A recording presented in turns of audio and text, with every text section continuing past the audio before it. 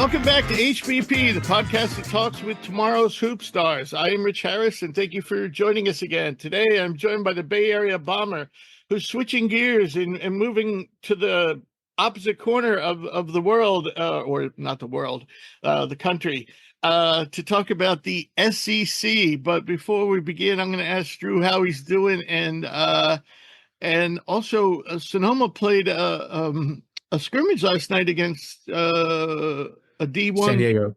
Okay, D1 opponent. So how'd that go? It went pretty well. I watched most of the game. There were points in that game we had them down double digits. I know for those listening, you've probably listened to our WCC preview. We're not overly high on San Diego, but still faced down a Division I opponent, the Seawolves, or the Sonoma State Seawolves. It's a very new roster. It's very old, but we brought in 6 new transfers. So there's a lot of, moving parts, and of those 6, pretty confident that 3 or 4 will either start or play like relatively significant minutes. So I thought the guys looked pretty good. Athletically on the wings, we looked like we belong. We're not overly big. One of the big difference makers in the game was just size. San Diego's starting center is 6'11", 7 feet tall, athletic, long. Our starting center is 6'8", more of kind of a bruiser. So there were a couple what should have probably been 2 points, and what against a Division II opponent is probably 2 points in terms of runners at the rim or kind of post moves that got erased. They looked good. They just nothing you can really do. But I thought the guys looked well. It was their first kind of real game. We've done some JC exhibitions and stuff locally and scrimmages, but I mean those have been more running clock or no fouls or kind of more fluid. This was like a full-on game. So the CC2A, the conference we're in, is super competitive. It's probably the best Division II conference, at least on the West Coast. A lot of really good teams. We have a lot of schools that have a national title on their resume. A couple of schools that have made D2 Elite 8 runs recently. So I think we'll be in the mix. It might take a while to get the rotation figured out with just so many guys with college experience. I think that's going to be a thing for us. And we gotta be able to knock down threes. Our best players are more streaky shooters and slashers, so we got to be able to consistently be a threat from 3, because we kind of hoisted a lot of threes last night. I think some of that was because of the defense, that we just couldn't get into the paint consistently, and we would have stretches where we hit 3 in a row and then stretches where we missed 5. So all in all, I think it was a solid exhibition. I mean, we lost by 11. At one point we were up by 14. Or 11. I think we were up 11 at one point and ended up losing by 11. But I mean, pretty good showing. I mean, you go against a Division I opponent, regardless of where you think the talent gap is, and there's always the fear you might get blown out by 20. And the guys looked like they belong. So good. Are you guys? Is the preseason? No, actually, the top 25 doesn't come out till like mid-season, doesn't it? Yeah, ours is weird. It won't be out for a while. We won't be ranked. I mean, funny enough is, last year, I think we were 500 in conference and almost 500 on the year. But on whatever their metric for strength of schedule difficulty is, we did play one of the harder schedules. Part of that's because, again, our conference is very competitive. I think there were 2 or 3 teams ranked in our conference last year. And then we also played a pretty tough non-conference schedule. So, yeah, I'm excited. I'm really excited. Our women's team also did an exhibition against Cal Poly Slow. They also were leading at the half. The name of the game for them is going to be consistent offense. We lost an all-conference, almost like an all-American type girl. She was 6'1", average 16 and 8 a game. And with her gone, there's kind of a void of who's the alpha. So they had a pretty rough scoring drought in the third, which kind of put the game out of reach. But I think it'll be both teams are deep. The question is who's going to become the go-to. I think that's the biggest concern, is both teams can probably go 9 deep if they need to, but someone's got to be able to consistently threaten for 15 points a night. We'll see how that goes. I think the guys have a couple people that could do it. The girls, I'm a little bit more concerned, but the girls do have the depth to maybe outlast teams, as injuries and cold shooting nights become a thing. Right. Okay. So before we begin on the SEC, I did the Big Ten preview 2 days ago with our 2 interns, Joey and Josh. And I'm going to tell you right now, as I was doing is I was going through this script and, noting players lost, players returning, the transfers coming in, the freshmen coming in. I think the SEC is like heads above the Big Ten. I think it's heads above the ACC.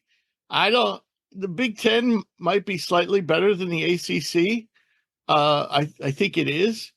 But yeah, I don't know. We haven't done the Big 12 yet. That's tomorrow, and that'll be our last conference preview. But I'll tell you right now, this conference looks murderous. Yep. I mean, even the teams at the very bottom, certainly could, they could beat a lot of teams in the country. They're just not going to win many games in this conference. Yep. All right, so we'll review what went on last year. And first of all, realignment: Texas, Oklahoma joined from the Big 12. And then there was also 3 coaching changes. John Calipari replaced Eric Musselman, who left for USC. Mark Pope replaced Calipari. At Vanderbilt, Mark Byington takes over for Jerry Stackhouse, who really didn't have much of a successful tenure there. Though he seemed to, one thing we noted about Stackhouse last year is he seemed to put together some talent, recruiting or portal guys. But that team pretty much always seemed to underachieve. So, and they're starting from scratch this year, but we'll get to that. In terms of the NCAA bids last year, there were 8 in total from the SEC. So Auburn won the conference tourney, and they were a 4 seed. Tennessee was a 2. Kentucky was a 3. Alabama was a 4. South Carolina was a 6. Florida was a 7. Mississippi State was an 8. And Texas A&M was a 9. Texas also made the tourney from the 2 teams coming over from the Big 12 as a 7 seed. The player of the year, of course, was Dalton Knecht, who probably would have been maybe national player of the year if it wasn't for Zach Edey last year. Zakai Ziegler, Tennessee's point guard, won defensive player of the year. Reed Shepherd won rookie of the year. Obviously, the top 5 pick, NBA pick out of Kentucky. And Knecht also won the newcomer of the year, which is no surprise. Oh, and by the way, folks, spoiler alert, we're going to have 2 guests today, and they are from 2 teams on our list here in the SEC that are from arch rivals. So we're going to have arch rivals back to back. Glad we had them in separate rooms. We wouldn't want any fisticuffs. Well, actually, we would, because that would be great for ratings. But they were in 2 different locations. All right, so we're going to, I kind of, again, as always, I listed these teams in what I think is going to be the order of the finish. That might not be Drew's order of finish. So we will negotiate that on our way down. But I'm going to start off with Alabama. Alabama lost 2 key contributors from last season. That was Aaron Estrada, their point guard, moved on to the pros, and Rylan Griffith, a really good 3-and-D wing, went on to Kansas.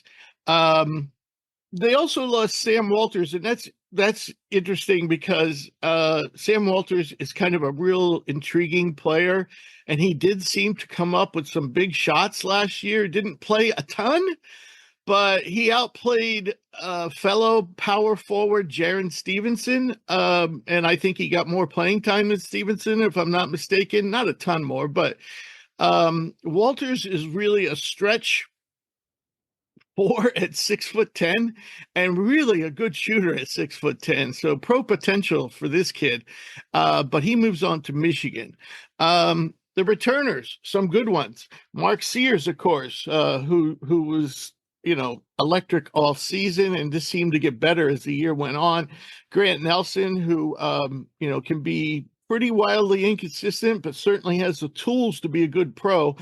Jaron Stevenson, another guy who reclassified and people didn't quite know where to rank him. Some people considered him like a high 4-star. Some considered him a low 4-star. Then we bring in Latrell Wrightsell, who got hurt at the end of last season, but he was a real good shooter for Alabama when they needed him at shooting guard. And then the incoming transfers, there's some good ones.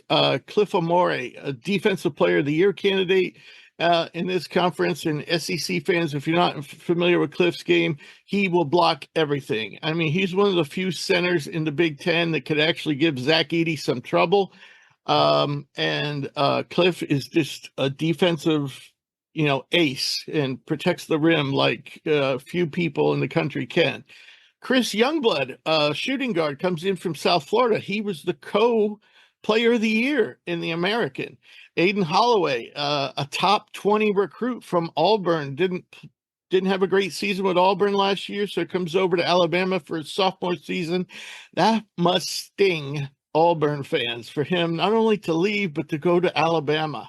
And then Houston Millette, a steady combo guard for Pepperdine. Don't discount Millette. In some ways, he kind of reminds me of Estrada, probably not as good, but, he's kind of got like that Estrada game, a big guard, not overly athletic, but, kind of a heady player that could do a little bit of everything. Yep.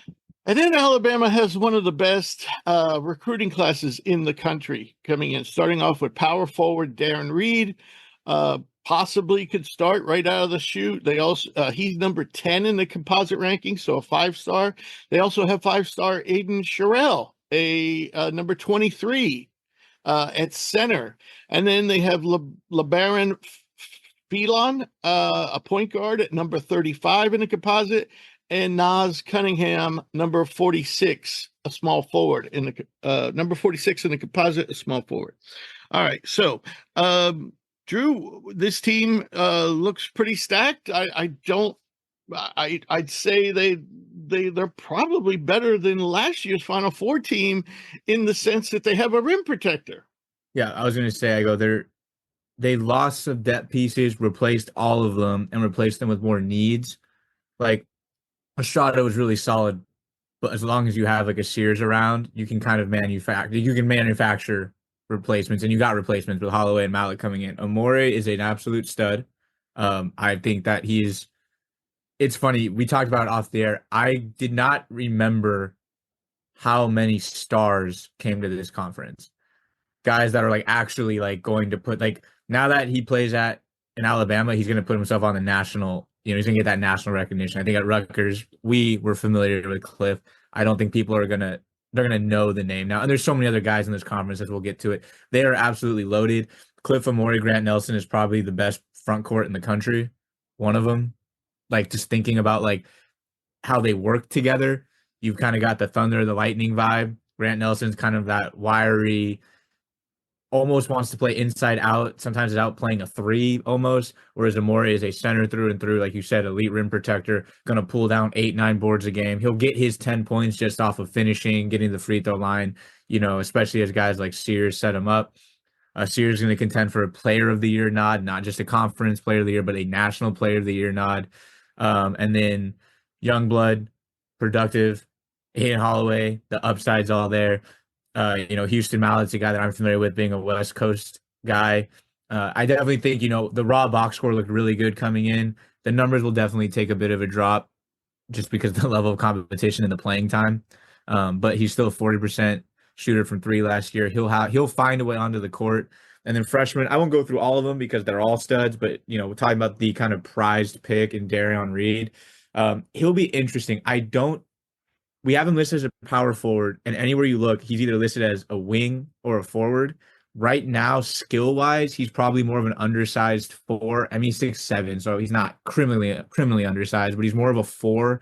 He doesn't have the refinement, but his energy and his just like aggressiveness on offense more than makes up for it, especially, in the high school ranks. He was dominant because he just would constantly be coming at you. He needs to refine himself more as a passer and more as an on-ball scorer, like really putting the ball on the deck if he wants to play out on the wing, which is why I don't think he starts, because he's not starting over Nelson. He's not starting over Amore, kind of in that like more traditional front court setting. And I don't think he's polished enough to play the 3, especially in this conference off the bat. But he's going to find a way onto the court because he's 6'7", about 200 pounds. So he's actually got a nice frame on him. He'll need to fill out. I mean, all freshmen do, right? They just got to get used to playing with these grown men, these veterans. But I think he's going to be really good. And I do think as he refines his game, I mean, he has one and done potential, no doubt. Like the upside is there to be one and done.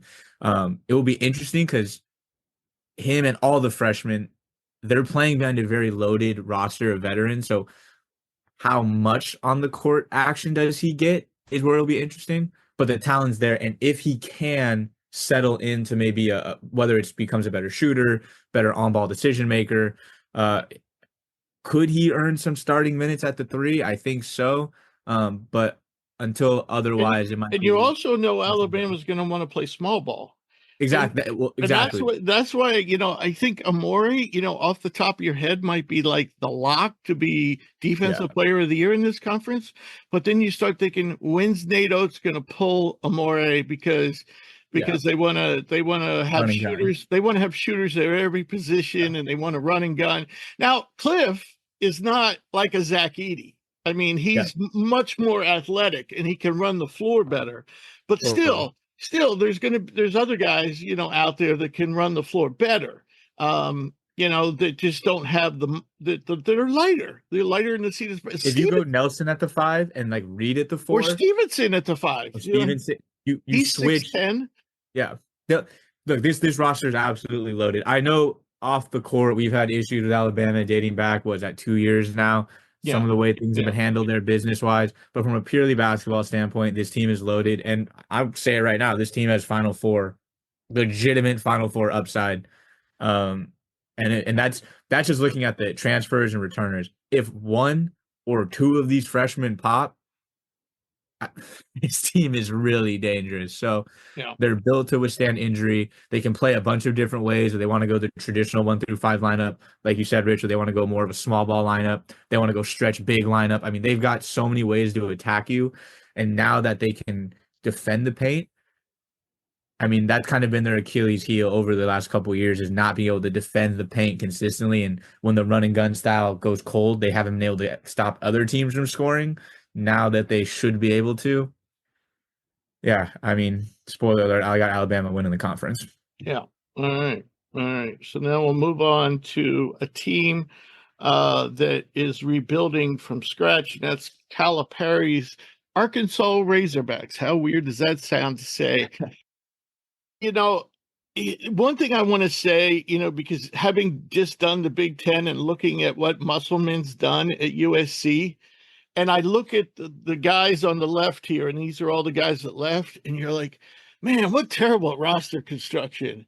And I'm looking at USC this year, and I'm thinking, man, what terrible roster construction. Musselman just seems to grab whoever says yes first. It's the running joke with him is anytime anyone's in the portal, anyone that has any kind of pedigree, Arkansas's list of teams that have contacted. Yeah, Arkansas, it was Arkansas. I mean, now it's USC. Now it's going to be USC, right? Yeah. But you look at this. He collected a bunch of so players, and really didn't have. Maybe the go-to guy was Battle, but Khalif Battle, but the thing with Battle is he's enigmatic. He's a specialist. He's a scoring he comes in, scores. But the other thing is, some nights he'll shoot you into a game, and then other nights he'll shoot you out.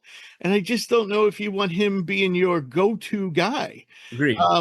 It's not his game.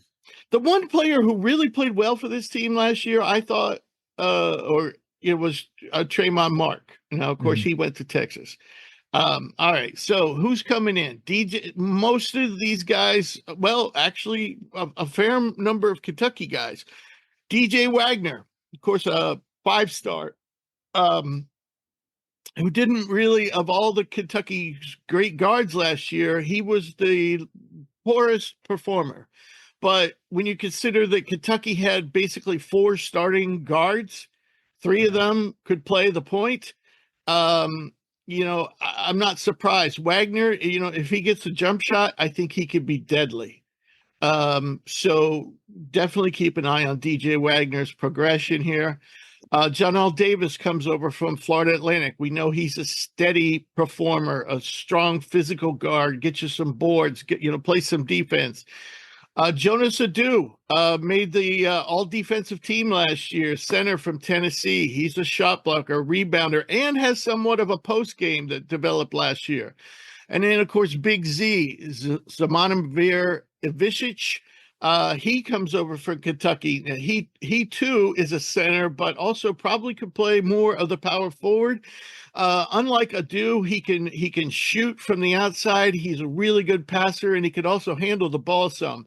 So very different. You kind of have the offensive center and you have the defensive center. It'd be interesting to see who comes up on top of that battle, or if they even play them together. And then one of my favorite, kind of under the radar guys is Adu Thiero, a forward who probably could even play guard for you if you wanted. Definitely could play the wing, small forward, power forward, is really good defender, really good athlete. He also comes over, and he's kind of a Swiss Army knife. And then Arkansas had a great recruiting class starting off, and all these guys are top 30. They all ranked between 20 and 30 in the composite rankings. And so that makes them all 5 stars, by the way. So we have point guard Boogie Fland. We have Carter Knox, small forward, and Billy Richmond, a wing. Carter Knox, by the way, yes, is Kevin Knox's younger brother. Another Knox. He's not the only one out there. Kevin's got 2 younger brothers playing college basketball right now. The only significant returner for Arkansas is Travion Brazil, 6'10" forward, who basically had a really good year with Missouri as a freshman, then missed most of his sophomore season with Arkansas due to injury. Last year he came back. His numbers were similar to what he produced as a freshman, but that's not the type of progression you want to see. But still, I think with his athleticism, his potential to stretch the floor, he's about a 35% 3-point shooter for his career, about 66 from the free throw line. So he also is a good shot blocker, could improve as a rebounder. He's a little on the light side.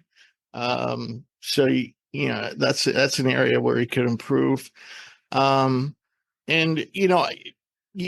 I don't know if you wouldn't really hold his lack of progression last year against him, because he was coming off an injury. Arkansas was kind of a mess last year. So I think the bottom line is he's potentially an all-conference player and also a pro prospect.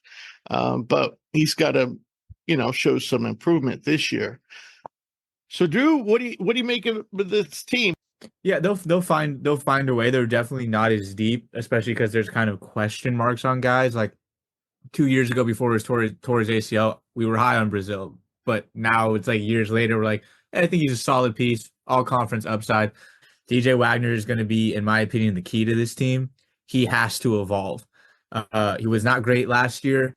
Not that he was necessarily awful, but like you said, there was. On any Calipari-led team, you've got a bunch of these 5-star guys all beating each other up for minutes on top of, 1 or 2 big returners. So it's really difficult to crack the rotation, and the leash is kind of short. Like if you struggle, there's another guy ready to take your spot right away. In this case, like a Reed Shepherd, coming in right away. Like, well, he was amazing last year. He's taking those minutes. I think John L. Davis is a really nice pickup because he gives you kind of a consistent perimeter player, a guy that you can trust. He's been on the big stage, can play at this level, can give you that, 14 points a night. Boogie Fland will be really interesting. Offensively, he's probably on the flip side of when talking about a guy like Reed, super skilled on the ball. Shifty, great handle, he's quick. I mean, he kind of gives you just that like really dynamic point guard feel when you watch him play. The concern with him is definitely the physicality. He's 6'2", so positional height is fine. But he's like 170. I think they list him at 175 pounds, but he looks pretty thin to me. And in a conference where you're asking, a point guard, especially if he earns a starting nod, given his pedigree, I mean, you're going to ask him to have to go check guys like a Mark Sears. a Chris Youngblood. I mean, you just go down the list of guys. There's a Kai Ziegler. It's like, man, I just don't know how confident I am night in and night out he's going to be able to produce. Just again, as he adapts to the physical nature of this game. And again, this conference is loaded with lead guards. So I think they're going to be really solid. Wagner has to take a step. I mean, we've already kind of seen it this offseason. Arkansas knocks off Kansas, the preseason #1 team, and he was awesome. He had like 24 points, I think, 4 or 5 rebounds. I mean, he looked really, really good against a team that most people are favoring to be the champion or a Final Four threat. Against TCU the other night, not very good. He had 6 points. He was 3 for 9 from the field, missed both of his free throws, and he had 5 turnovers. It's like, I don't think that's going to be, those are two extremes. Obviously, the reality is somewhere in the middle, but it's got to be closer to that 24-point outing than it is a 6-point outing. Because if he's just okay, this roster to me just screams okay. They're not bad, and they would beat and out talent a lot of other teams in the country. But in the SEC and for the aspirations that this team has when you have a Calipari at the helm, I see a lot of like good, not great. And that does kind of concern me when I look at some of the other rosters and I'm like, I see some great. So I think they'll be solid. I know you have them at 2. I would definitely have them, for me, I'd have them below probably like a Tennessee and an Auburn, but that's just me. Drew, I hear you. I hear what you're saying, that maybe we have these guys a little, or I have these guys a little too high. You're definitely counting on 1 to 2 of these freshmen to come up big. Otherwise, you have a serious depth issue. And also, of the 5 veteran guys from the portal, the only one that was a regular, full-time starter was Janelle Davis, and he's moving up a level. The other thing is shooting. Davis is the only proven shooter on this team, and he's only about 36% from deep for his career. So, and moving up a higher level, that's a little bit of a concern. Thiero, Ivisic, Brazil have all shown flashes of being able to hit threes, but none of them are coming in as a proven knockdown shooter, and I don't know if any of them are. So that puts a lot of pressure on Boogie Fland to come up, to be a 3-point shooter and perhaps the point guard on this team. Of course, Wagner also could be the point guard on this team. I don't know if we're quite sure what his position is yet, because he played with, 2 other point guards last year. So, there was a lot of mixing and matching there. So, what is Wagner's position? I mean, the fact that he hasn't proven to be a great shooter, almost, begs him to actually be the point guard, where Fland, though, he's the smaller of the 2, and he's the one who's probably going to be the better shooter.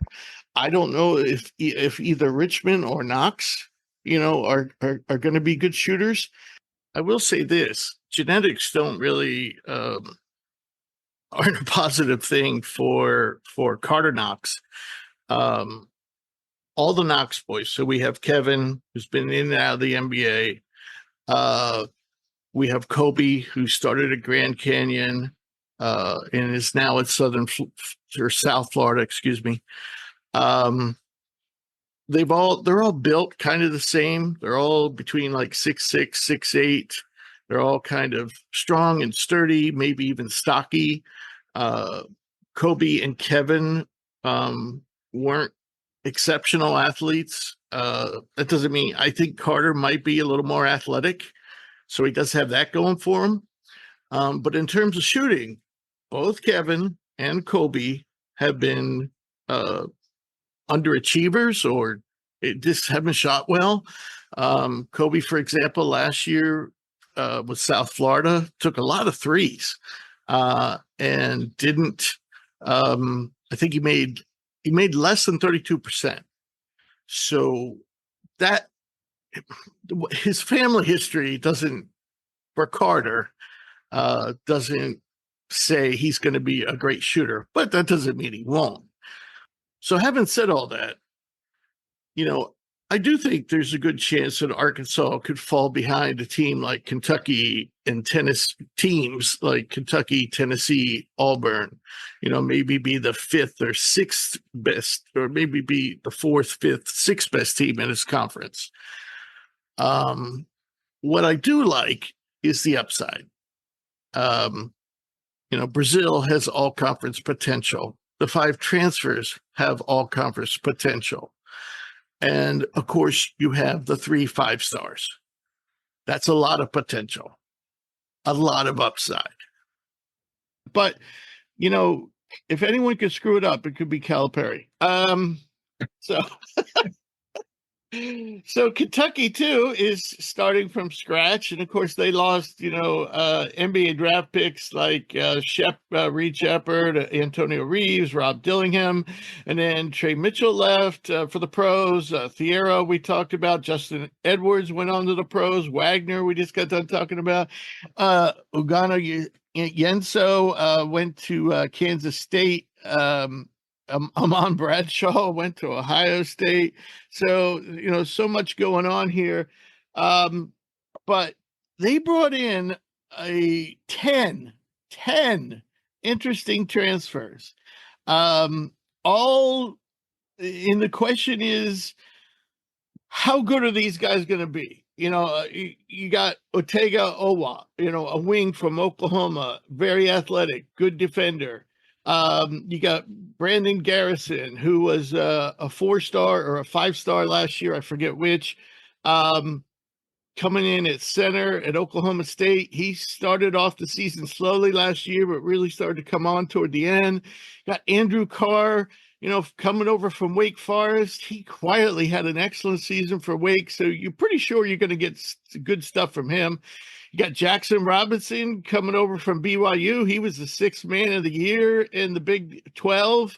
Got Lamont Butler, who's a former, I don't know if he was Defensive Player of the Year in the Mountain West, but he certainly, he certainly was in contention, and also obviously, made all defensive team out there in the Mountain West, and was the key to, or one of the keys to San Diego State making that Final Four run. You have Kobe Brea coming over from Dayton, one of the best shooting guards in the country. You have Kerr Kriisa, who can be a magician with the ball, but also sometimes shot selection and turnovers can plague him. You have Amari Williams, one of the Defensive Player of the Year, and perhaps the Player of the Year in the CAA. He's a shot blocking specialist.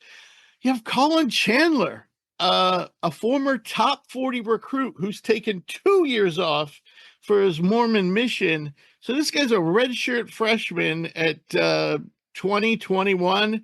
But this guy was a high 4-star, almost a 5-star combo guard coming in with good size too.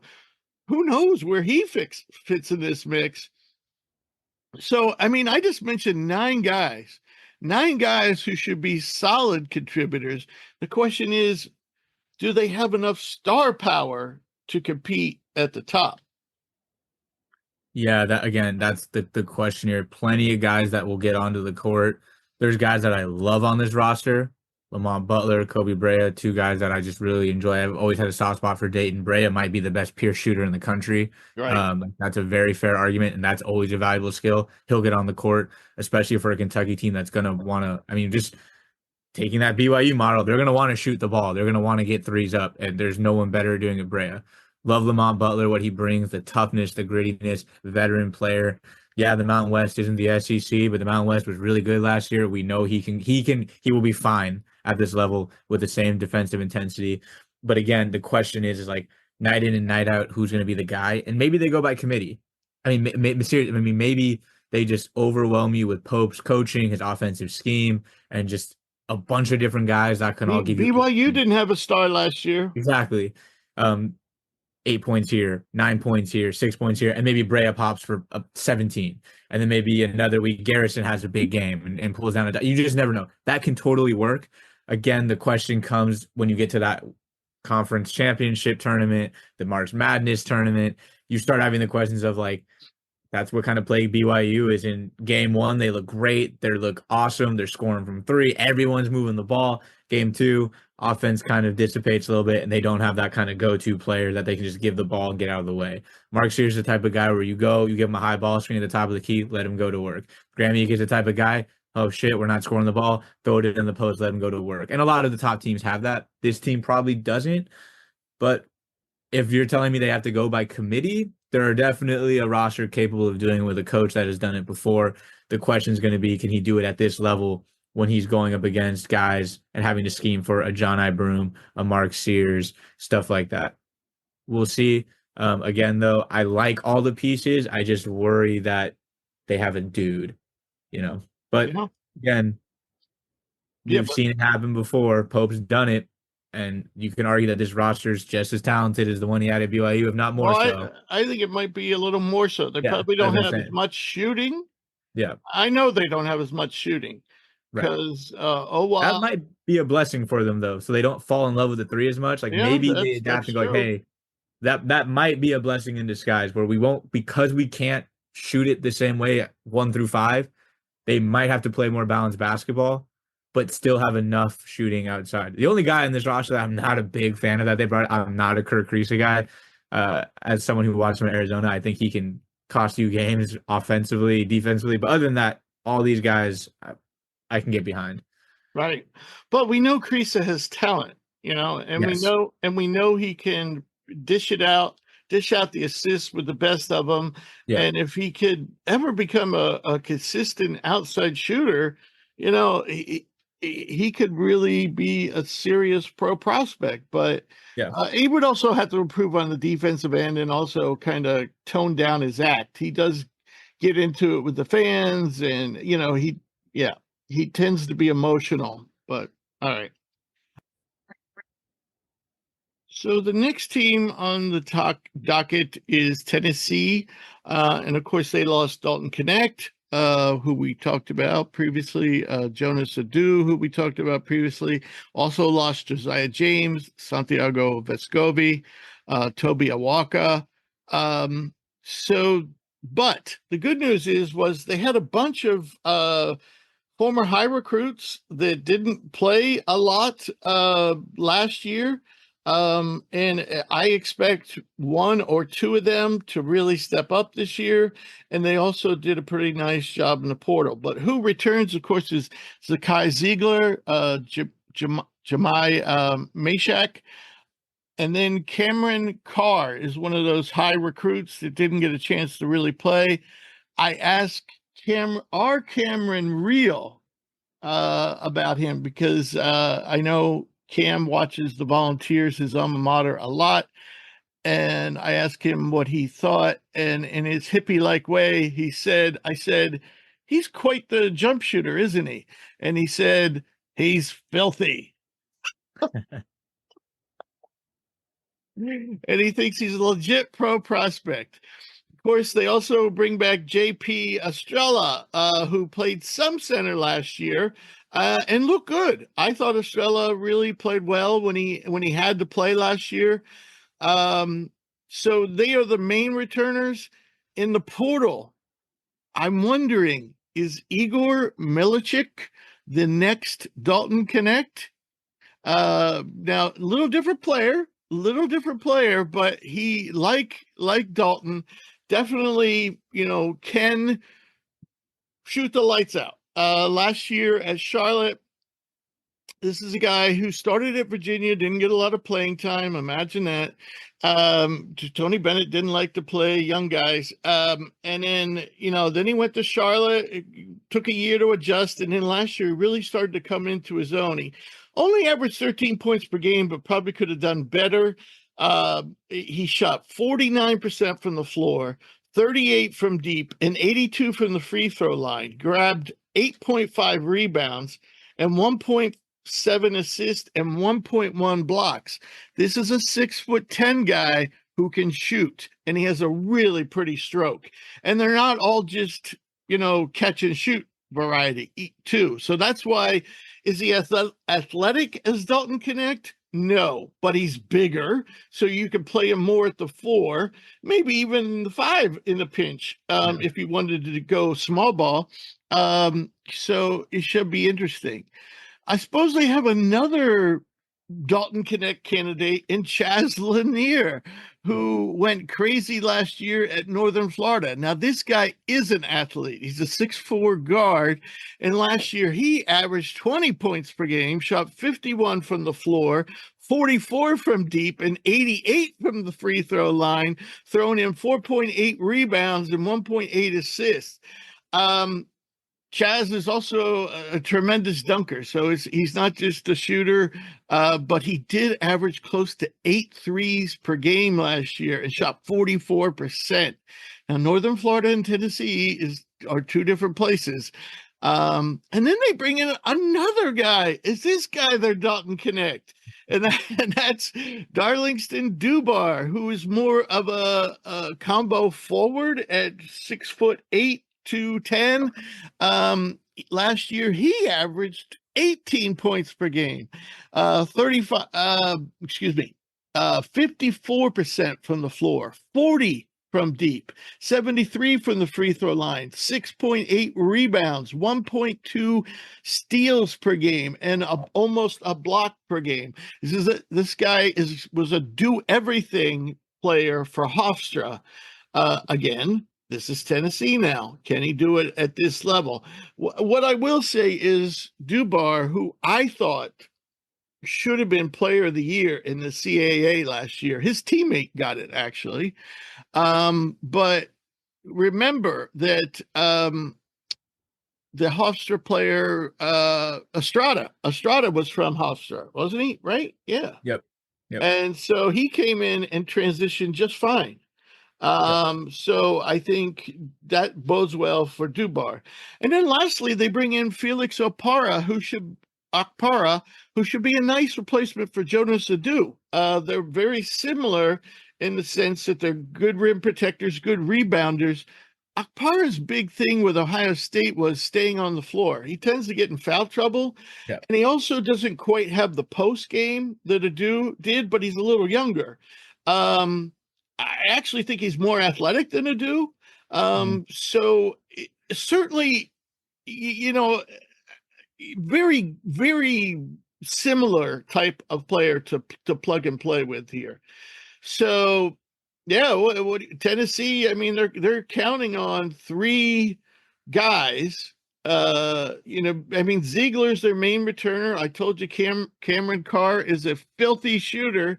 And then the question is, and Okpara should be a fine replacement for Adu, but one of these 3 guys, they either have to be at least. Well, I don't know if Lanier can produce those type of numbers. I don't know if Dubar can, but Millett has to take his game. Milicic has to. He's the one I'm really looking up to step up and lead this team in scoring. Believe it or not. Well, yeah. So what I like about particularly Dubar and Milicic is, and all 3 of them. First off, I like about the 3 guys coming in, Lanier, Milicic, and Dubar, is veteran guys. They've been in college basketball for 4. This might be their 5th season. So, yes, they haven't been playing at the level that's the SEC or any power conference, but they've been around. We see it time and time again where guys make that mid-major jump in their 4th or 5th year. And, yeah, the stats might fall, but physically they look like they belong. Mentally they look like they belong. And they still have flashes. Like, everybody would love for their, mid-major transfer to come in and be Dalton Connect. Everybody would love that. That's so rare. It's just, there's not enough shots to go around. There's established hierarchies, higher level competition, all these things. But all these guys, I think, come in, they fit needs, whether you have the stretch 4, the kind of a scoring explosive wing, they fit kind of stereotype or archetypes that you need on a basketball court.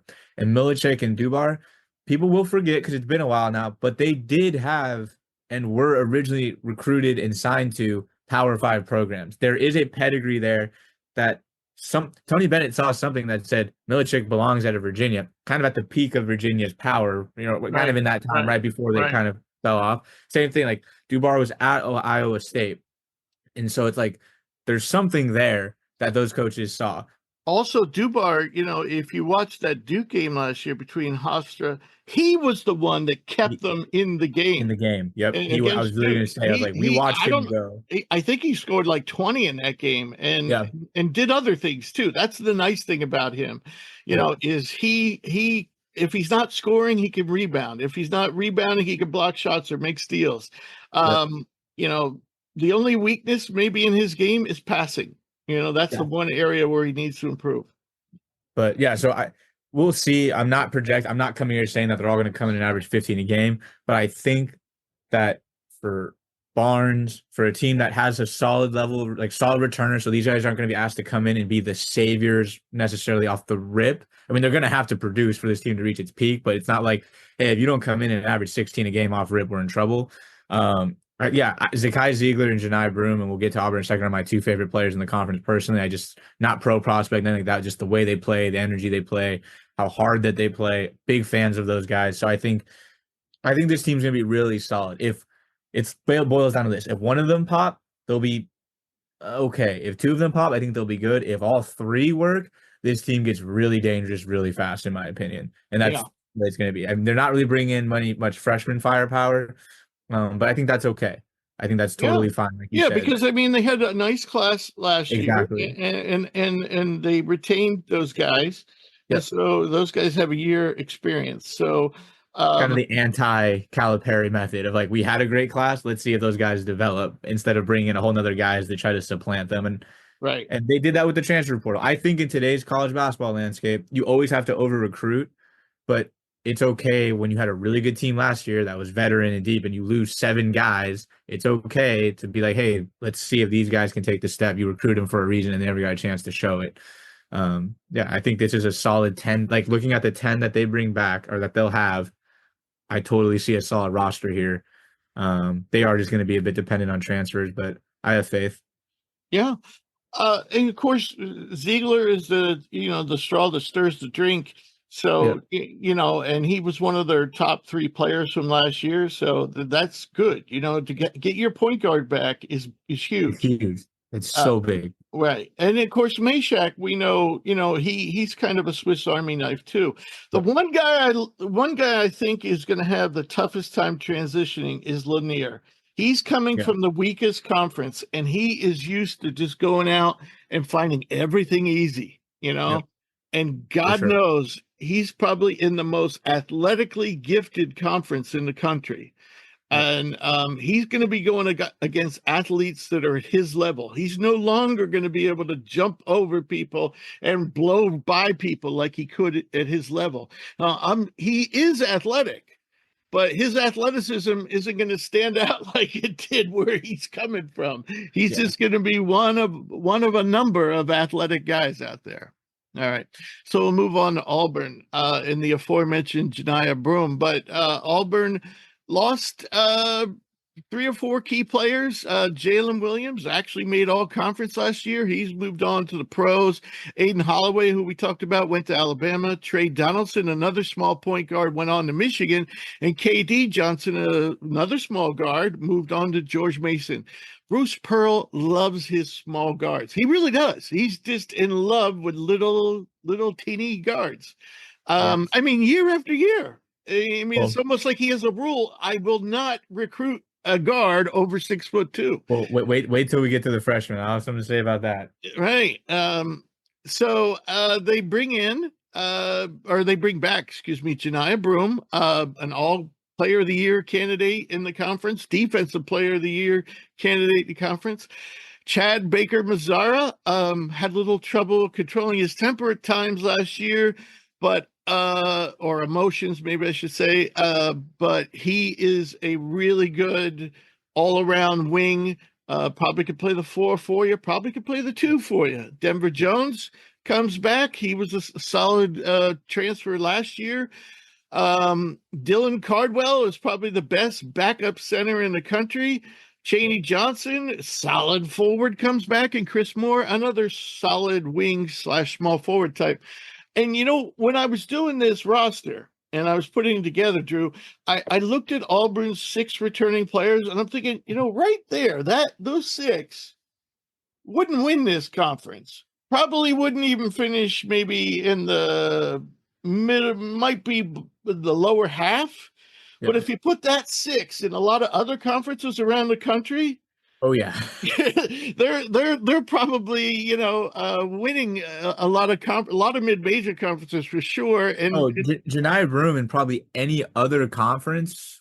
I mean, I don't is he's a player of the year candidate for sure, but like would be he's a player of the year candidate in every conference in the country, and like might be the guy, the front runner in pretty much any other conference. I'd have to think about it more, but like he's right, yeah, yeah, yeah. I think like if he was in the Big Ten, I think he'd be hands down.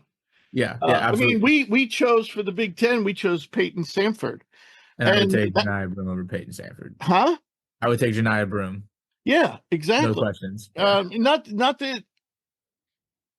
Not that I don't like Peyton Sanford, but Janiah Broom can impact the floor so much on both on ends. both ends. Yeah, That's he just carries so much of a load. All right, so the transfers coming in, Miles Kelly, who had a friend of the show, had an off year last year for Georgia Tech. Hope we didn't jinx him. And but this guy can be a bucket. And also JP Pagais, point guard from Furman. He's been around for a while, real steady player. I feel that if if he doesn't start for Auburn, I think he's going to be a quality reserve for them. And then they bring in uh, top 30 freshman point guard, another Auburn point guard, top 30 guy, but a little guy, Tyod Pettiford. They also bring in small forward Jakai Howard, who comes in at number 64 in the composite. So a lot of returners, couple of quality transfers, and couple quality freshmen. yeah. For this team to reach its ceiling, I think two things have to happen. Janiyah Broom has to be like, if he doesn't win Player of the Year, he has to be a Final Three finalist for it. And he was last year. He was a star last year. He was great. He totally can do it. So that's not necessarily a knock. That's more he just has to stay healthy, I guess is the claim. We know what he's going to do and can do. And I think the second thing is Miles Kelly has to get back to being even just slightly more efficient. He was No, this team needs really, shooting.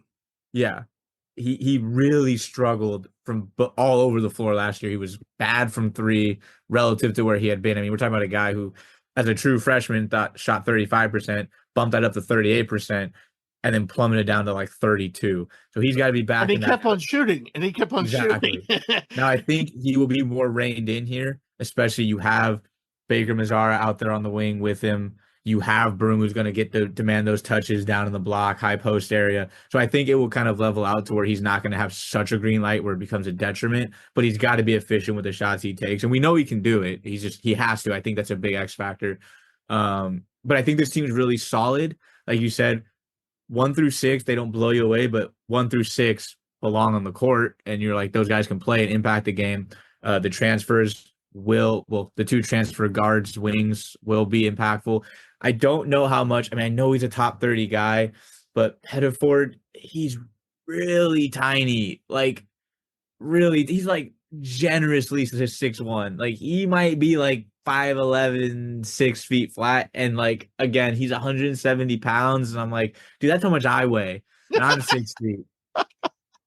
And so there's just a part of me that's like, I'm 6 feet, 6'1" ish. And I'm like, and now obviously he's a much quicker athlete than I am. He is Here's what's very interesting. shifty. If you would cook him and eat him, you would weigh as much as I weigh. So like it, the skill set is there. He's super elusive, great with the ball in his hands. He's got a knack for scoring. I could totally see him be developing into like a defensive pest, almost kind of like a Ziegler, just how quick he is and how disruptive he can be because he is really fast, which plays into his frame. But again, there's an element of like when those types of guards climb up into him, when he gets onto a switch or a mismatch, I'm hunting for that every single time. Like he's going to be if he's on the court defensively, I'm hunting or offensively, I'm going to hunt for him. You can't really hide him on defense in this conference because if you want to play with the best, all the best teams have 2 or 3 guards that are, even if they're the same height as him, they're grown men or they're faster or they're stronger. So I like this roster. They don't blow me away. but I do like this roster. And you never know. Miles Kelly has a solid year, and Janai Broome goes crazy player of the year. They will definitely catch some people with their pants down, I Yeah, think, and they'll be a good defensive team too. and they will defend. So I think where we have them, which is what, 4 or 5 range. Yeah, I think they're I think that's totally, fifth. Yeah, yeah, I think that's totally like 4 or 5. I think is their range. Like when you compare them to say maybe like a Kentucky, Kentucky probably top to bottom is a little bit deeper, and has probably more guys that you can see getting action on the court, but they don't have those clear cut alphas. Whereas Auburn might not have the depth. They might be like tapped out at 7, 8 deep, maybe max. But they've got some guys that we've seen do it at this level in Broome and Mazzara. So I think 4 or 5 range is that's where I'd put him. right. I'll tell you what, Dylan Cardwell, I know he's got a job waiting for him because a European a team contacted me in the offseason and asked me my opinion on him. And I said, you do realize he's not in the draft, right? They didn't. They thought he was available. And I said, but yeah, he's great. But not only that, he would start on 95% of the other college basketball teams in the country, Yep. So yeah, Dylan Cardwell's a great guy to have coming off the bench. Which moves us on to Texas, who actually might have a problem with lack of bigs. And Texas, new to the conference, and now we're getting into what I would call the gray area, where these teams, are probably right now not. I think the top 5 are kind of locks to make the tournament. We just discussed, but now we're getting into the area of, say, the bubble teams. And Texas lost 3 big-time contributors last year, and Dylan Mitchell, the athletic forward, went on to Cincinnati. Max Asmus, who moved on to the pros, and Dylan Dessou. So Texas loses all 3 of those guys, plus Tyrese Hunter, another point guard, moves on to Memphis. Brock Cunningham, their defensive specialist, he's moved on to the pros.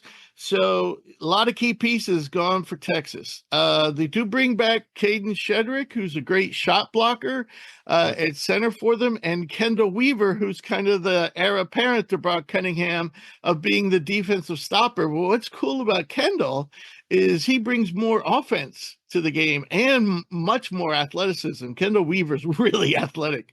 So he's a combo guard. But those are the 2 main pieces that return for Texas. But they, too, did a nice job in the portal. They bring in Jordan Pope, a combo guard from Oregon State, who averaged about 17, 18 points per game. The aforementioned Tremont Mark, who was one of the bright spots for Arkansas last year, comes in at wing. Arthur Kaluma transfers over from Kansas State. He's a swing forward, could play small, big forward for you.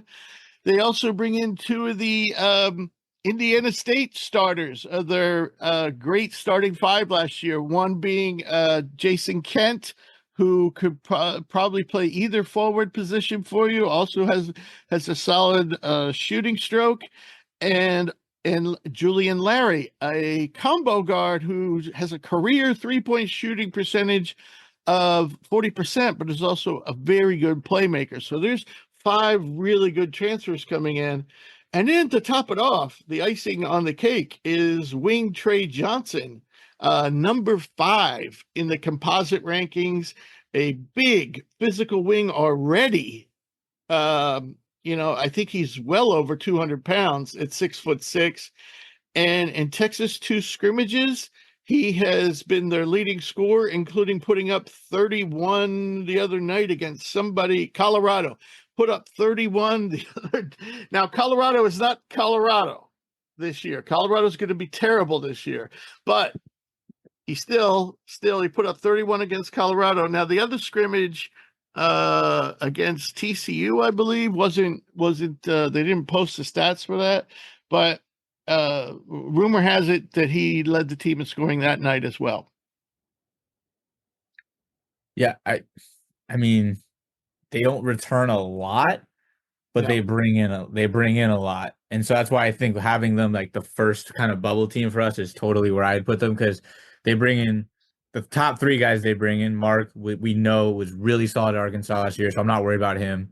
Pope, Oregon State's been terrible, but the guy has been productive. I mean, you don't score 18 points a game at a Power 5 level and just kind of lose that ability. He won't score again at that clip here, but he's kind of one of those, as a guy who watched a lot of him, when he gets going, he can kind of be that instant offense, for you, where he comes in, gets hot, and next thing you know, he's got 10 points in, a 6 minute stretch, he gets hot. Kaluma's kind of a do-it-all forward. You need guys like that. Did it at Creighton for 2 years. Think did it at Kansas State. I think he's a really solid pickup. Like, just a guy that you can plug and play into your lineup right away. Like you said, he can play the 3, he can play the 4. I mean, he can kind of fit whatever you need. And Trey Johnson's really exciting. I think he's the real deal. He's got to sharpen up more of the IQ side of the ball. I don't think he's necessarily as polished as a passer. I know he's not polished as a passer. I mean, not that he ever had to do a lot of passing, probably growing up. He's not super polished as a defender off the ball. I could totally see him being subjected to a few things. Like, he'll get backdoored here, in transition. I can see him maybe getting lost for a second and leaving somebody open. But I mean, those are things that are more IQ sharpening. That's less of an indictment on his ability and talent, because everything else tells you this kid's going to be a stud. The build is there. He's got 3-level scoring upside. I think he's going to be. It's hard to project in exhibitions. They're so hard. It's just so hard to take away because, like I said, Kansas lost to Arkansas. Does that mean, Kansas isn't worthy of being number one? No. You know what I mean? Why is Kansas, by the way, side note, why is Kansas number one every year, no matter what happens there? No matter what happens. They're number one. No matter what. I mean, I have a lot of faith in Bill Self, but still, every year. But you know what I mean? So you never know. But all the freshmen we talked about so far, this kid to me passes the eye test by far the most. Maybe not by far, but yeah, by far. I'll say by far. I've watched some film on all these guys playing for the show, and I was like, all of them look good. And I'm like, oh yeah, he can play. I understand why he's a 5-star, but I'm like, Trey Johnson, I was like, this kid might go to Texas and be their best player. Right. Like all the other guys we've talked about so far, and we're talking about guys who've been in the top 10 pedigree. I'm like, they'll serve a role, they'll get on the court, we'll see how they do. This guy, I'm like, could very easily, the next time we do an SEC show, a follow-up show, we could be talking about Trey Johnson being the best player on this roster. Hope I didn't just jinx the kid, but stud. I could definitely see them getting up there and giving Auburn and Tennessee kind of a run for the money in that spot that we just had them, because I think they've got more proven transfers coming in despite not returning as much. They've got guys coming in that we know can play at this level, and they've got a freshman that is going to, I think, be very, very good. Right. The only thing that really scares me about Texas is Caden Shedrick has struggled off and on with injuries his whole career. Lately, it's been a shoulder that has a tendency to want to pop out on him. Yeah. He's great when he's healthy, but if he's not, the alternatives, this team does not have a lot of bigs.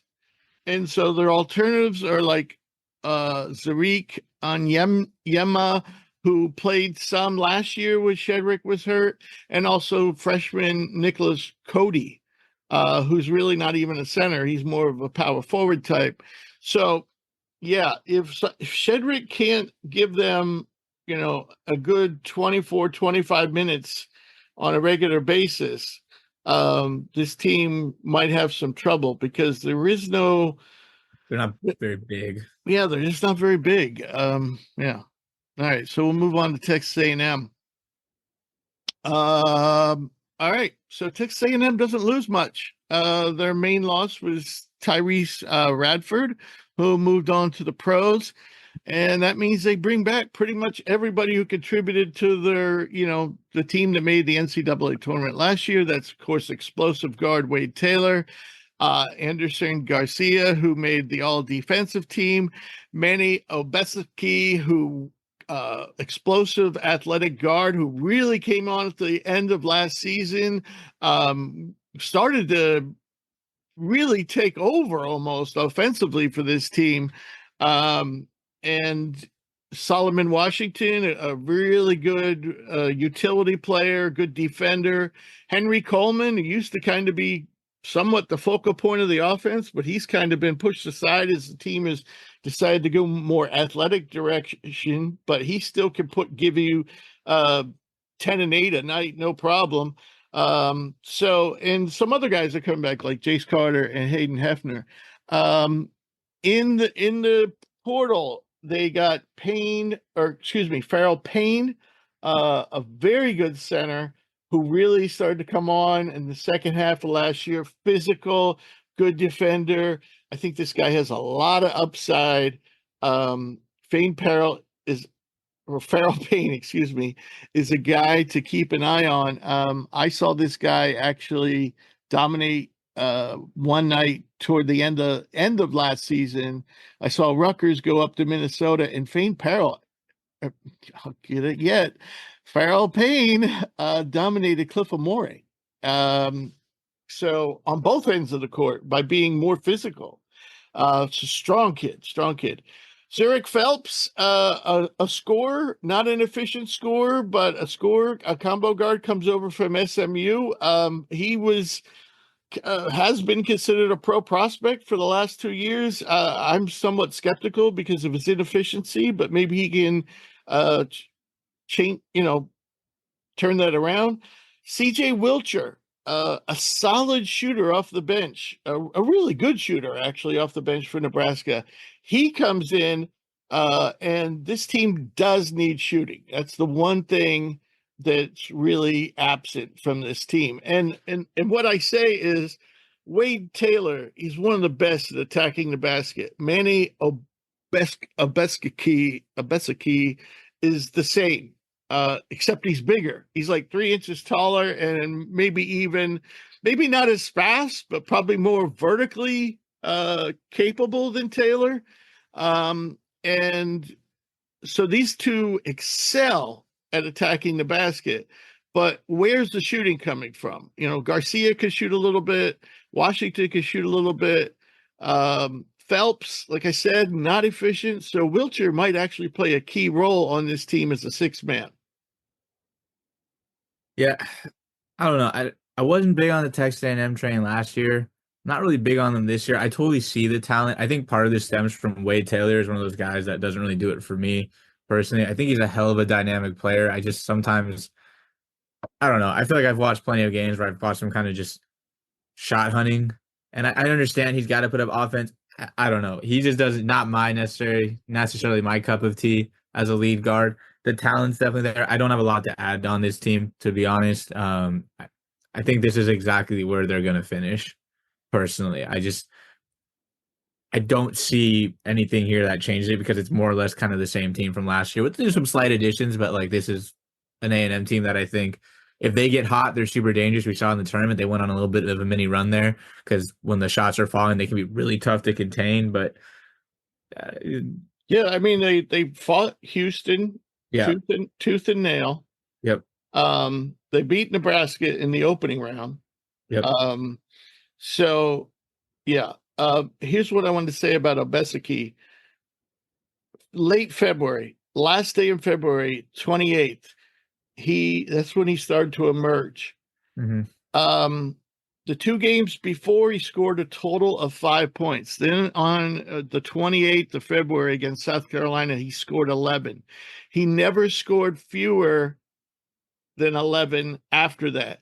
Yep. With a 17-point effort against Mississippi State, 25 against Ole Miss, 17 against Kentucky, 22 against Nebraska in the tournament, and 15 against Houston in the tournament. So this is a kid who finally, we all knew he was a tremendous athlete. It was just like, when is he going to put it together? And he's finally put it together. But even more so than Wade Taylor, he doesn't have the jump shot yet. So that's the next phase. If he can develop a jump shot, we're talking serious NBA prospect. Totally. So the next team up is Mississippi State. And they're going to have, and one of our guests is going to be from this team, and that's Claudell Harris, transfer from Boston College, who averaged about 14 points a game last year for BC. Basically, the key piece that Mississippi State is losing is Tulu Smith. Their offense just ran through Tulu Smith. But they bring back, Josh Hubbard, who was electric as a freshman last year as a point guard, as a passer, but even more so as a scorer. You can't stay in front of this kid, and he's got range. I mean, big time range. Then you got Cameron Matthews, a strong forward who's a defensive player of the year candidate, who could defend multiple positions. You got Keyshawn Murphy, who started to finally live up to his potential last year. This kid could be a real offensive force if he gets steady playing time. You got Sean Jones, who's another steady defensive type, coming back. So they're the four main pieces coming back. But then they hit the portal pretty hard, and they bring in Kanye Cleary from Penn State, who's a little combo guard, score first kid, very much like Hubbard, actually, but even smaller. But he for last year for Penn State, he averaged about 17 points per game. They bring in Riley Kugel from Florida, the shooting guard, who was way up on a lot of people's draft boards, but just hasn't put it together on the court. Athletically, it's all there. It's just a question of Riley putting it together on the court, especially as a shooter.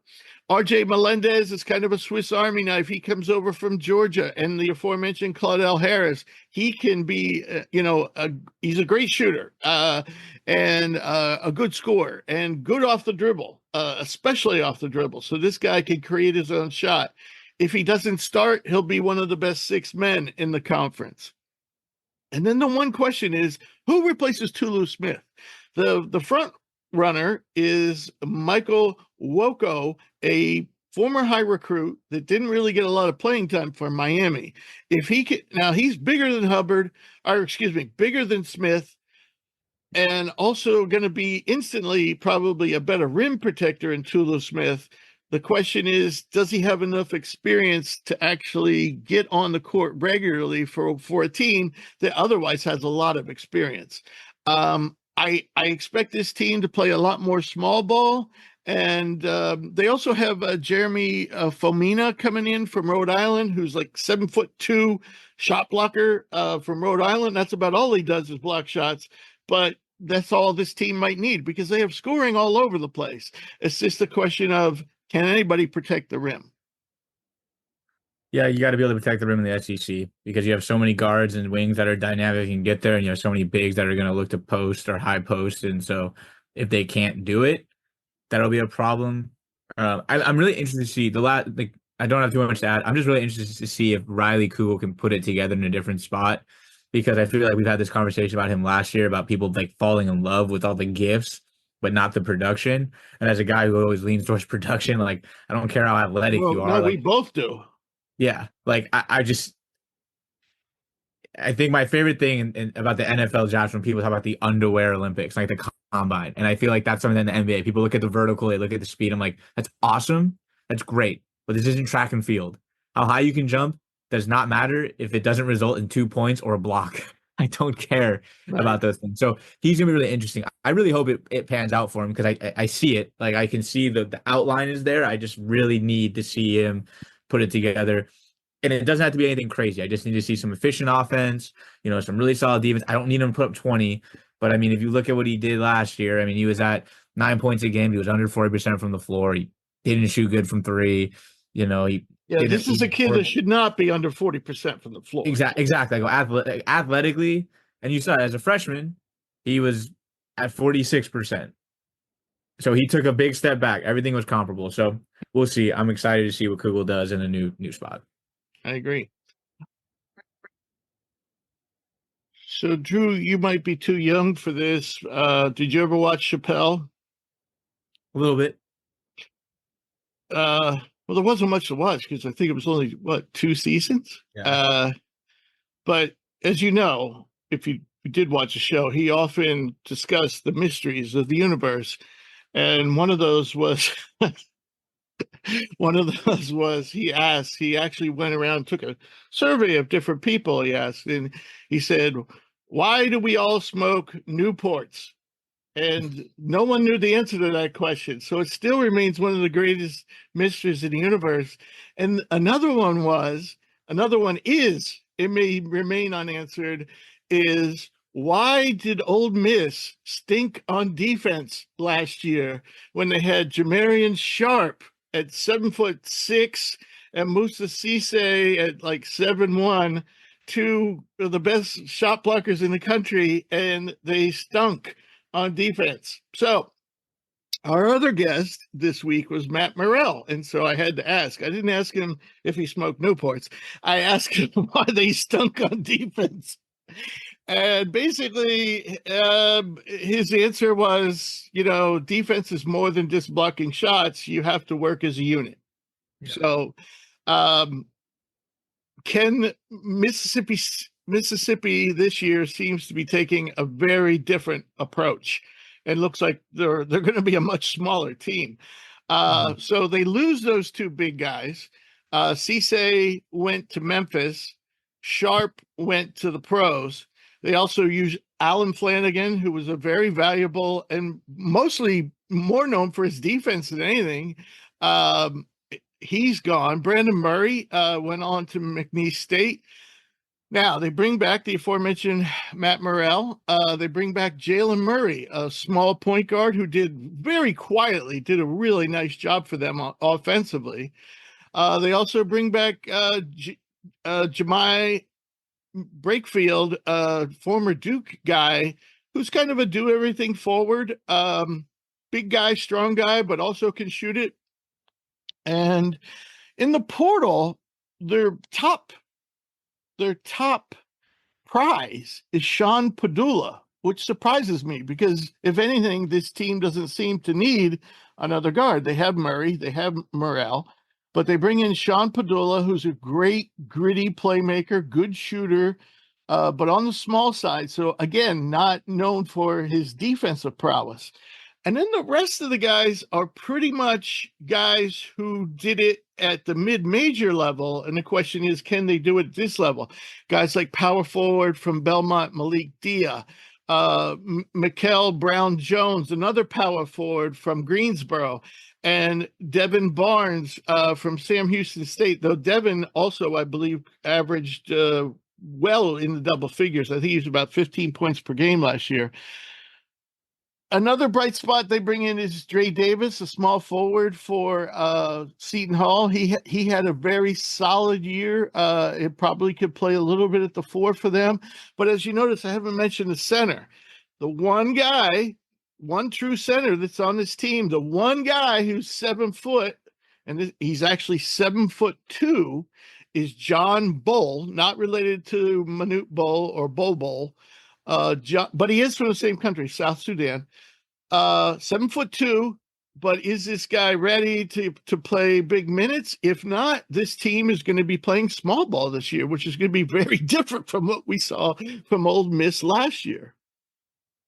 Yeah, I don't really have too much to add. It's going to be a kind of a completely different roster construction, different game plan. It was nice to see Matt Murrell kind of take that step 2 years ago when he first kind of was injecting the starting lineup. I think he kind of struggled. He's been starting since he was a sophomore. His junior year was rough, and that was when they really asked him to kind of take a step as a leader and important piece of the team. Last year, he totally rose to the challenge, bumped up all of his efficiency metrics, produced the way he needed to produce. So I don't have a lot to add to Ole Miss. I'm not super familiar with some of the transfers coming in, especially the mid-major guys, but I just don't see enough to compete much higher than this. Especially, Murrell's going to have to do what he did last year, if not be a little bit better. So we'll see. Not overly impressed with this roster, but they were decent last year. I assume that they'll be pretty decent this year. It'll be interesting to see them play a different brand of basketball, though. Yeah. Of course, Dia, the kid from Belmont, he started at Vandy, then hardly played, goes to Belmont, plays 23 minutes per game, scored 17 points per game in 23 minutes. And he did it from inside and outside. He took about 4 threes per game. Not a great three-point shooter, but you got to respect it at 34%. Not the rest of his numbers weren't outstanding, but you got to remember he only played 23 minutes per game. I almost believe this guy's kind of the key to how far this team goes. So he's not necessarily known as a terrific shot blocker, and maybe that can improve. I mean, last year he was 6'9", 250. 250 seems a little heavy for a 6'9" guy if you want to be mobile enough to move around in the SEC. So I think, and I'll tell you, the kid from Greensboro too has a similar profile. So one of those two guys, maybe both, they may have to play both at the same time at times. And one of them is probably going to have to play the center unless this freshman Bowl, comes out of nowhere. And number 57 in the composite rankings, that's a solid 4-star. So, but still, usually kids coming from foreign countries without pro experience, and that would apply to Bowl, is usually it takes them a while to adjust. So, all right. So we'll move on to Florida. Florida lost 3 key pieces. Zion Pullian, who combo guard, who's moved on to the pros, made all conference last year. Tyrese Samuel, maybe could have made all conference that he had played the full season, but he didn't. I forget what happened there. I don't know if he was hurt or if there was some problem with the transferring. I think it was the transferring thing that held him back. And then, of course, the aforementioned Riley Kugel. But probably more so than anybody, they bring back, or at least as much as anybody, bring back their core because they played a lot of guys last year, partially due to injuries. And Walter Clayton, I thought, was tremendous last year, especially he seemed to get better and better. He came from Iona, seemed to get better and better as the year went on. I really think he's a serious pro prospect. Will Richards been considered a pro prospect, the wing for that team, but his game has never quite transcended when he transferred, and he's kind of leveled off. He really needs to take his game to the next level. But freshman Alex Condon and Thomas Haw, they both played well last year, especially Condon, and he'll start at center this year. I would expect a big year for him. And one of the reasons why is Mikkel Handlotten, who also played really well, a transfer from Marshall at center for this team. He is out for the season already. He suffered an injury. I guess it was in the NCAA tournament, wasn't it? I believe so. Yeah. And he's not ready to come back, so he's going to sit out all year. So who do they bring in? From the portal, they bring in Elijah Martin from FAU. He was, one of the big stars on that FAU team. Athletic guard, could do a little bit of everything, but not an outstanding player. They bring in Ruben Chinyula, I think, or Chinyello. I don't know.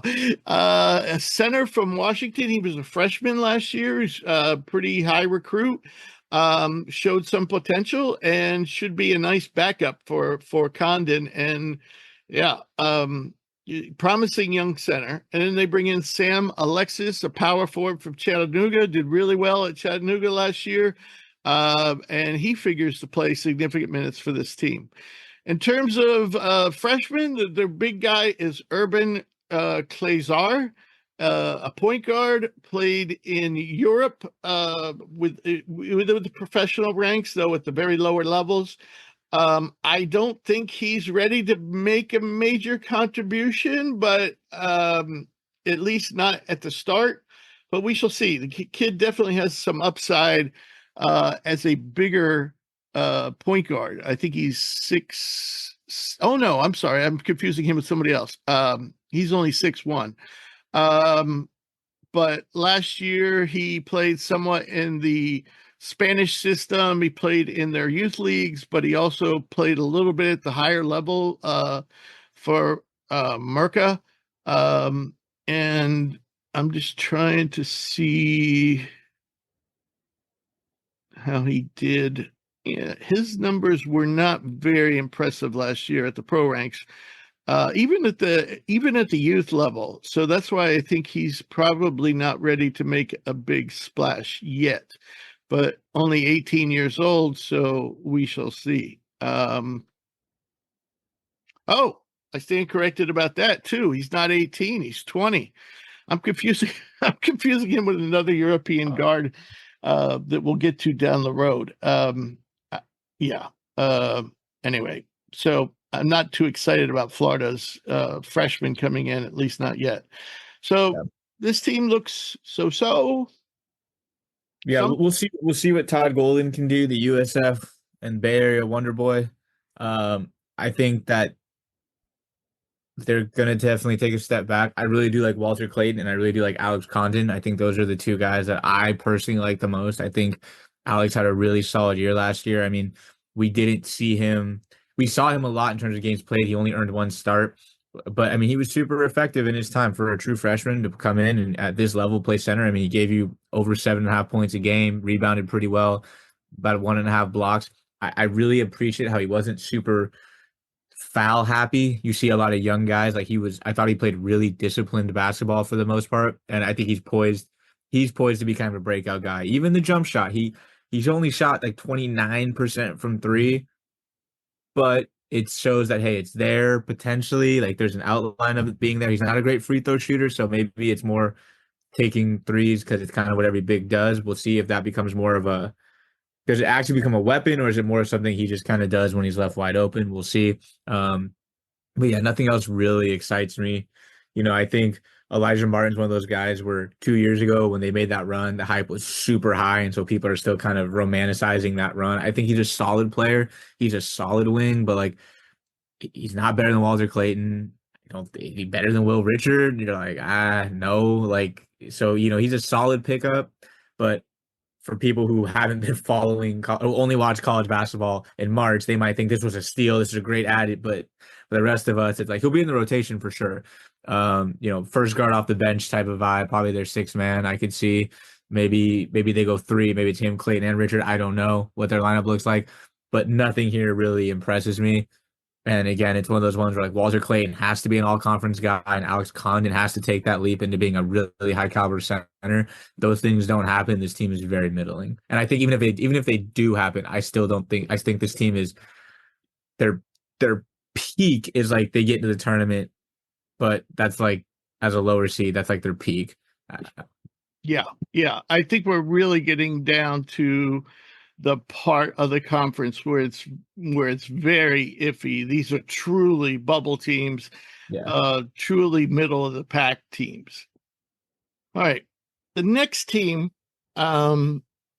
is South Carolina. And I think Lamont Paris deserves some props for getting the most out of what he had last year.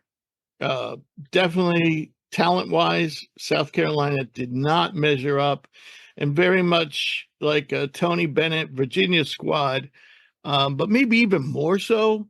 He managed to muck it up, play really tough defense, keep his team. His team was always in the game, and it seemed like every night, you'd think South Carolina was going to lose, and they wouldn't. But they didn't blow anybody away. But they just kept on winning and got into the tournament. And they did it without a ton of talent. And arguably, they lose 3 of their top 4 players from last year in Michi Johnson, who went back to Ohio State, Talon Cooper, who graduated on to the pros, BJ Mack, who graduated on to the pros. Now, they do bring back their outstanding freshman, Colin Murray Boyles, who didn't even play. I don't think he played around 22, 23 minutes per game last year. But, man, he was highly efficient, played good defensively and offensively, and he is truly the star of this team now. But do they have enough around him to repeat what they did last year? A lot of role players come back from last year, including combo guard Jacoby Wright, Zach Davis, who's a big wing who can defend any position, Miles Studi, who's a really good shooter at the wing spot.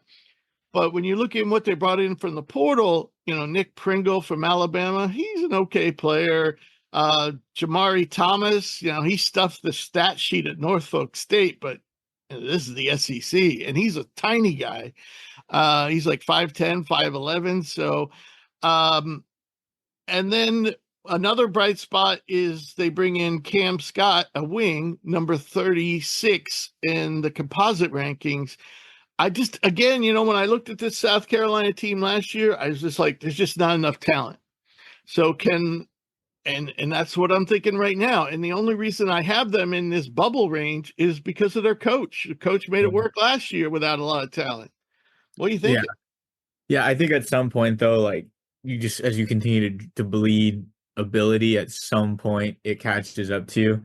I still think they'll be, I think with their coaching upside, they're dangerous any given night because they're going to be well prepared, they're going to be well coached, they're going to be situationally locked into games. So if you get into a close game with them, they're going to execute, they're going to make the right calls, make the right plays. But it's like, how often are they going to be able to keep games close when you're just going against teams that have three guys that are better than your best guy? So I think they're okay. I have them as my last potential bubble team, potentially getting in. Again, that's more coaching, belief in the coaching upside and whatnot. It's less to do with the players here, if I'm being honest. Nothing about this roster excites me, but we've seen it in college basketball that a really, really strong staff can get their guys elevated, and carry quite the burden if need be.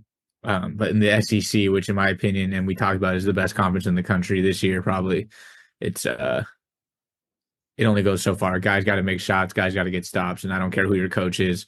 You can put Coach K, Few, Self, and Kelvin Sampson on the same bench, and if they don't have talent, it comes to a point where it doesn't matter. Yeah. I think Colin Murray Boyles is a pro prospect. Sure. But other than that, and of course, Cam Scott, coming in as a high 4-star, probably, has to be considered a pro prospect at this time. But everybody else on this team, probably not. Not NBA at least. So, yeah. All right. So we move on to Missouri, who had a real off year. So Dennis Gates had some early success his first year. Team kind of petered off, and that lack of momentum carried over into last year. I don't think last year's team was constructed very well. I don't think last year's team had a lot of talent. The big losses from last year's team were Sean East, point guard, went on to the pros. Noah Carter, small forward, the same. Nick Honor, the little point guard, the same.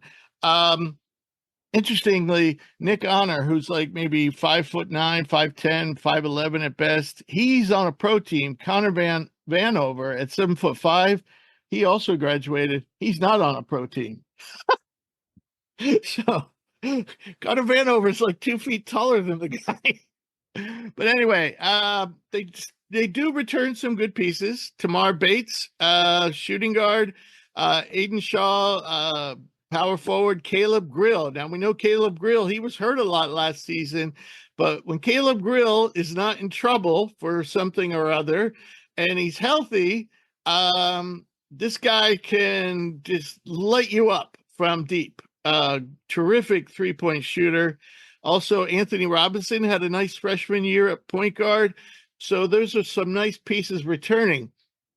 Incoming, Mark Mitchell from Duke, the athletic forward. Tony Perkins, combo guard, more of a point guard, comes in from Iowa. Jacob Cruz, a sharpshooting forward from Tennessee Martin, is coming in. Marcus Warwick, a shooting guard from Northern Kentucky, who's, I believe, has averaged over 14 points every single season, his 4-year career at Northern Kentucky. I think last year he was close to 17 a game. He comes in too. And they also bring in shooting guard Anner Boateng, who's shooting guard at composite ranking 33. Another shooter.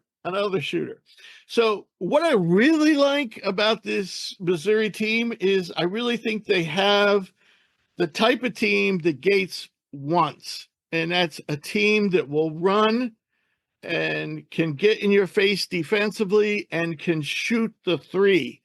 Question is, do they have enough size? Interestingly enough, they bring in Josh Gray from South Carolina. He's a big body, but he's not a game changer. But interestingly, they're 2 of their 4 recruits. So they had 4 guys that were 4 stars. And their last two at number 100 in composite and 102 in the composite are Peyton Marshall and Trent Burns, both centers. So if one of those guys turns out to be something, a serviceable player, at least as a freshman, this team might go further because I think they have good defenders. I think they have good scorers, but they don't seem to have a lot of size. Yeah, I mean, again, I think the one name that catches my eye, obviously, because where he's coming from is Mark Mitchell. I'm kind of hoping we get to see kind of a Mark Mitchell breakout, like now that he's away from the confines of Duke. He was productive last year. I think he averaged like 11 and 6, if I'm not mistaken. My brother's gonna like text me immediately now and be like, "You're wrong. Mark Mitchell averaged this," but he was productive. I think he's gonna be at a place now where he can kind of go be the dude. He's not gonna win as much, obviously, but he's the one guy I'm excited and I think is like kind of a sneaky dark horse for like newcomer of the year, just because we've seen him produce at a high level at a good place, and now he's gonna go somewhere where he's gonna get to be more of the guy, less of a person, less of just kind of a rotational piece. So he'll be really fun to see. But again, I think these lower teams, the general consensus is going to be they're either not super deep or they're going to there's going to be like a reliance on young guys coming in and making instant impacts. And that's just hard to do in a conference when other people are rolling out all conference talent 1 through 5. Yeah. Yeah. Mitchell, I think it was pretty obvious based on comments we were hearing coming out of Duke last year, was trying to do too much, was trying to impress 100%. scouts, was trying to, impress pro scouts and stuff like that. I think if he gets back to a more traditional role, focuses on scoring around the basket, and hopefully they worked on his jump shot because it really looked like he was having a seizure when he shot a jump shot last year.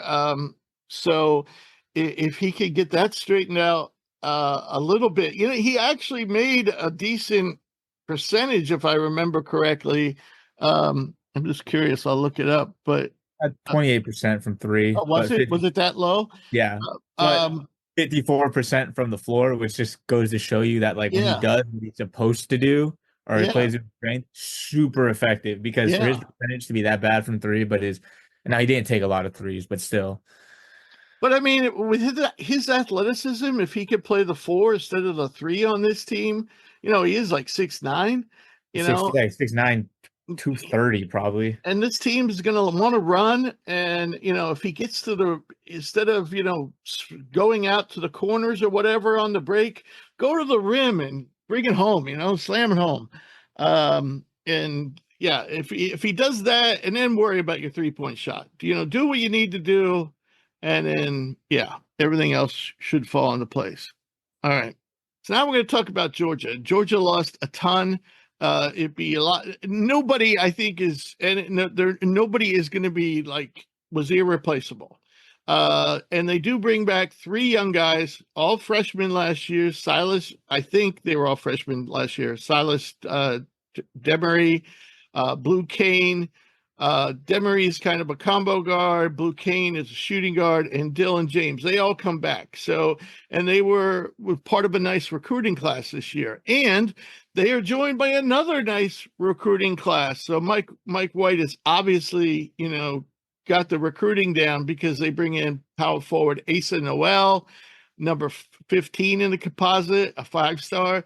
Samoto Cyril, a big center from Overtime Elite, comes in at number 46 in the composite. And here is the guy I wanted to talk about, and that's Savro let me get it right. Dresgich,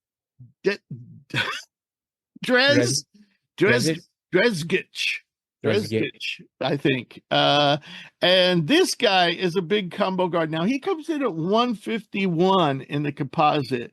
But as I've said many a lot of times, guys who play at the NBA academies, or they play in Europe, or maybe even Overtime Elite, maybe not so much Overtime Elite, but if they play outside the country, out of our typical high school system, they don't get the looks that other players do. And so they usually tend to be lower in the rankings than they should be.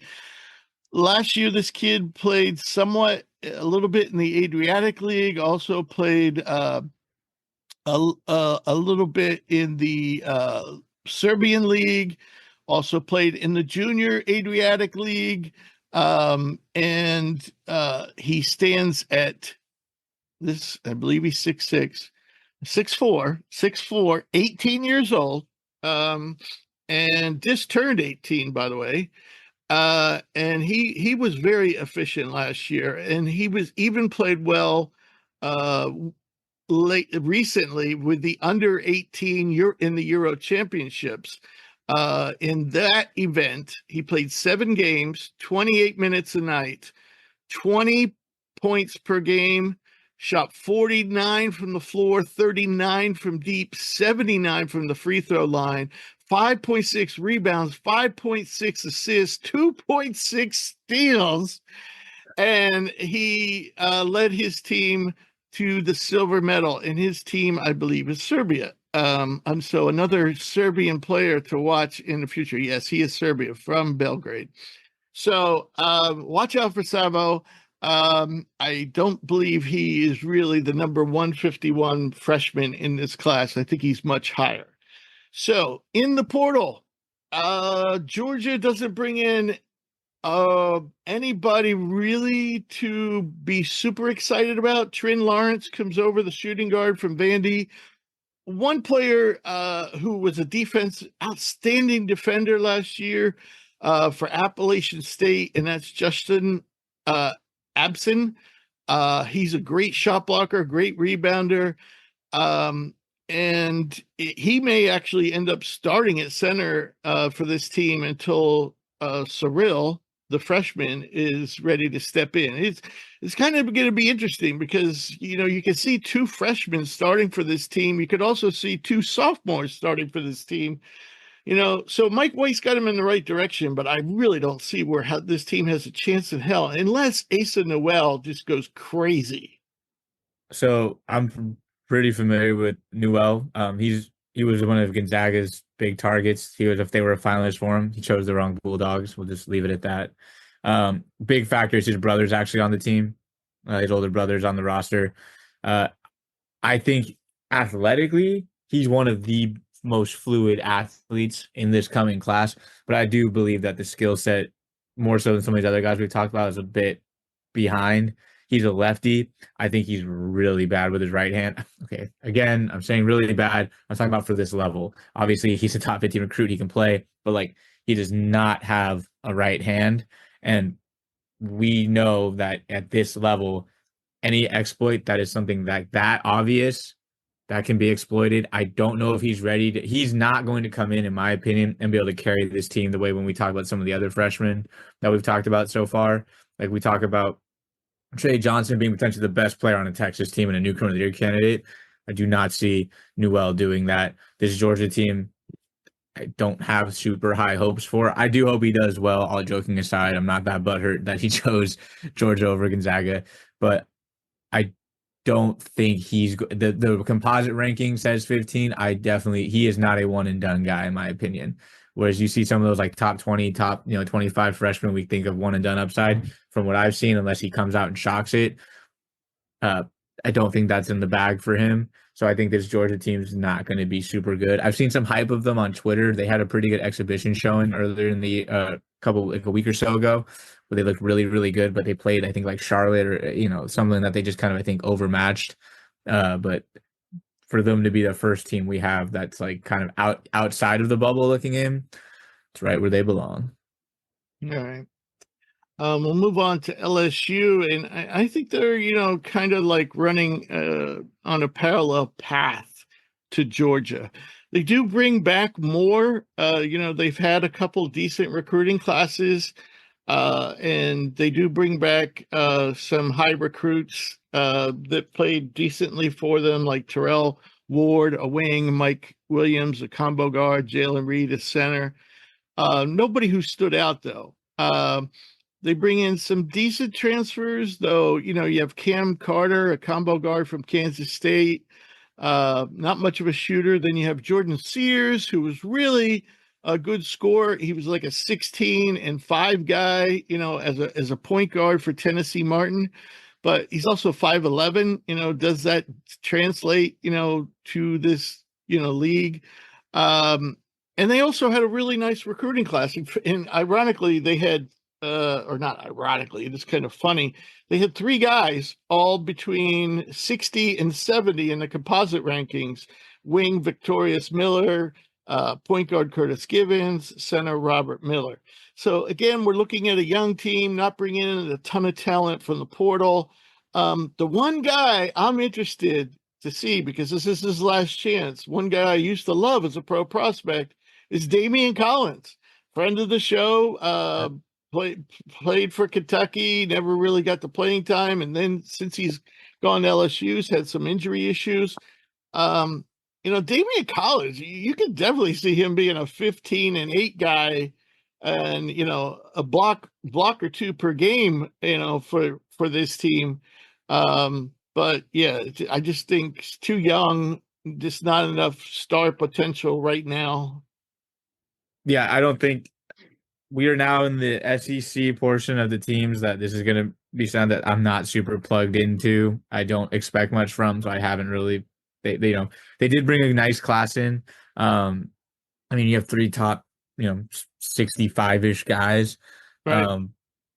We're just shifting away from that in college to the point though where like you gotta crush the transfer portal to like night in and night, or year in and year in, stay competitive, just with so many teams bringing in guys who are all conference guys from other places. And we've seen a bunch of interconference transferring in the SEC alone, guys going to places that are one state away, or in some instances a couple hours away. So I don't think LSU is much of a threat to do much at all, and that's going to be the theme for me. I'm not going to have much to add to the last two teams we talk about, which is, spoiler alert, Vandy and Oklahoma. Well, Vandy, I'd look at them and okay, first of all, anybody who did anything for them last year, gone. Right? Gone. Yeah. Nobody really who played well for them is back. So they bring in, though, 10 former guys, most of them at high level schools. So we're talking like Michigan State, USC, Boston College.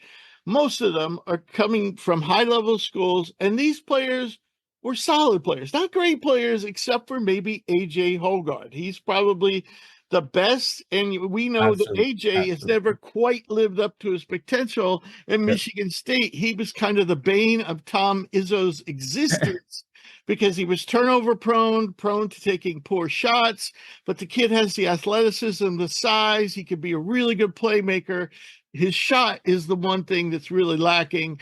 How many times have I said that during these preview shows? He does everything but shoot. Well, basketball, unfortunately, is about shooting. But they bring in, forward Devin McLaughlin, had a really solid year for Boston College. They bring in Chris Mannion. Remember that name, Chris Mannion. He's a defensive ace. He's going to probably make the all defensive team in this conference if Vanderbilt doesn't really stink it up. But very athletic, really good defender. They bring in Jalen Carey, Vernon Carey's younger brother, coming in from JMU, James Madison. He improved as the season went on. He's trying to take his game up to another level, very much like Vernon, big, burly guy. Alex Hemingway, a sharpshooter from Clemson. Tyler Nickel, a combo forward who can shoot. And they bring Kajani Wright, a power forward from USC, a high recruit. Grant Huffman from Davidson, really good playmaker. So they have all these guys. Their best freshman recruit, though, Karis Blah, a point guard, number 273 in the composite. So they went all in on the portal. So my question is, you got a bunch of solid players here, but can you, first year coach, with all these so-so players?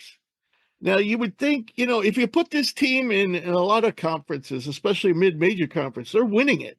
But in this conference, can they go anywhere? They do have a lot of experience. Yeah, but with a new coach, sometimes you combine all this experience.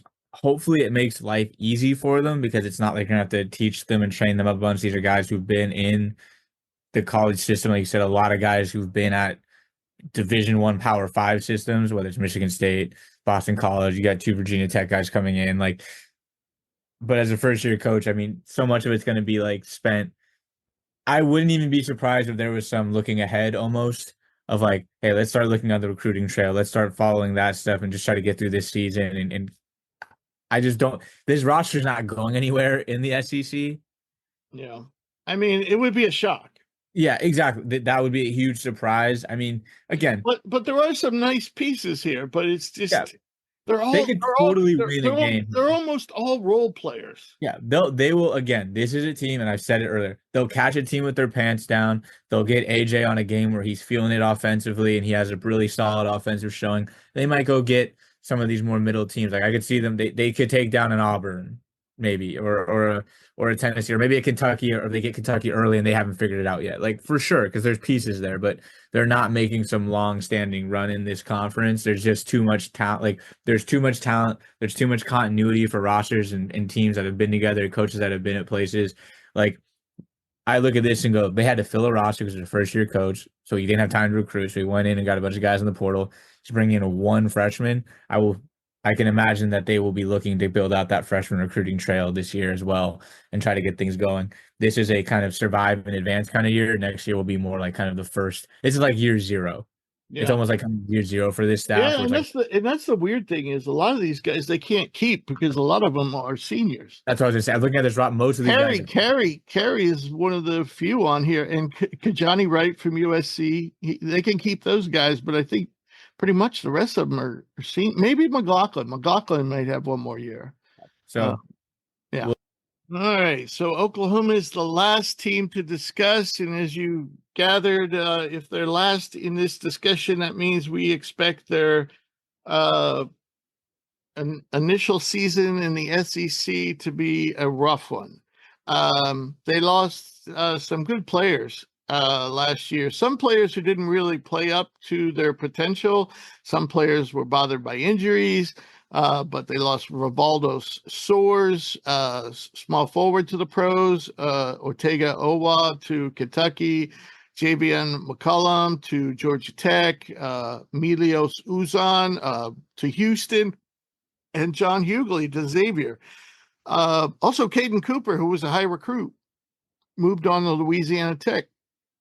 So they bring back Jalen Moore, who had a really nice year for them last year. He was a pleasant surprise, and Sam Goodwin at center.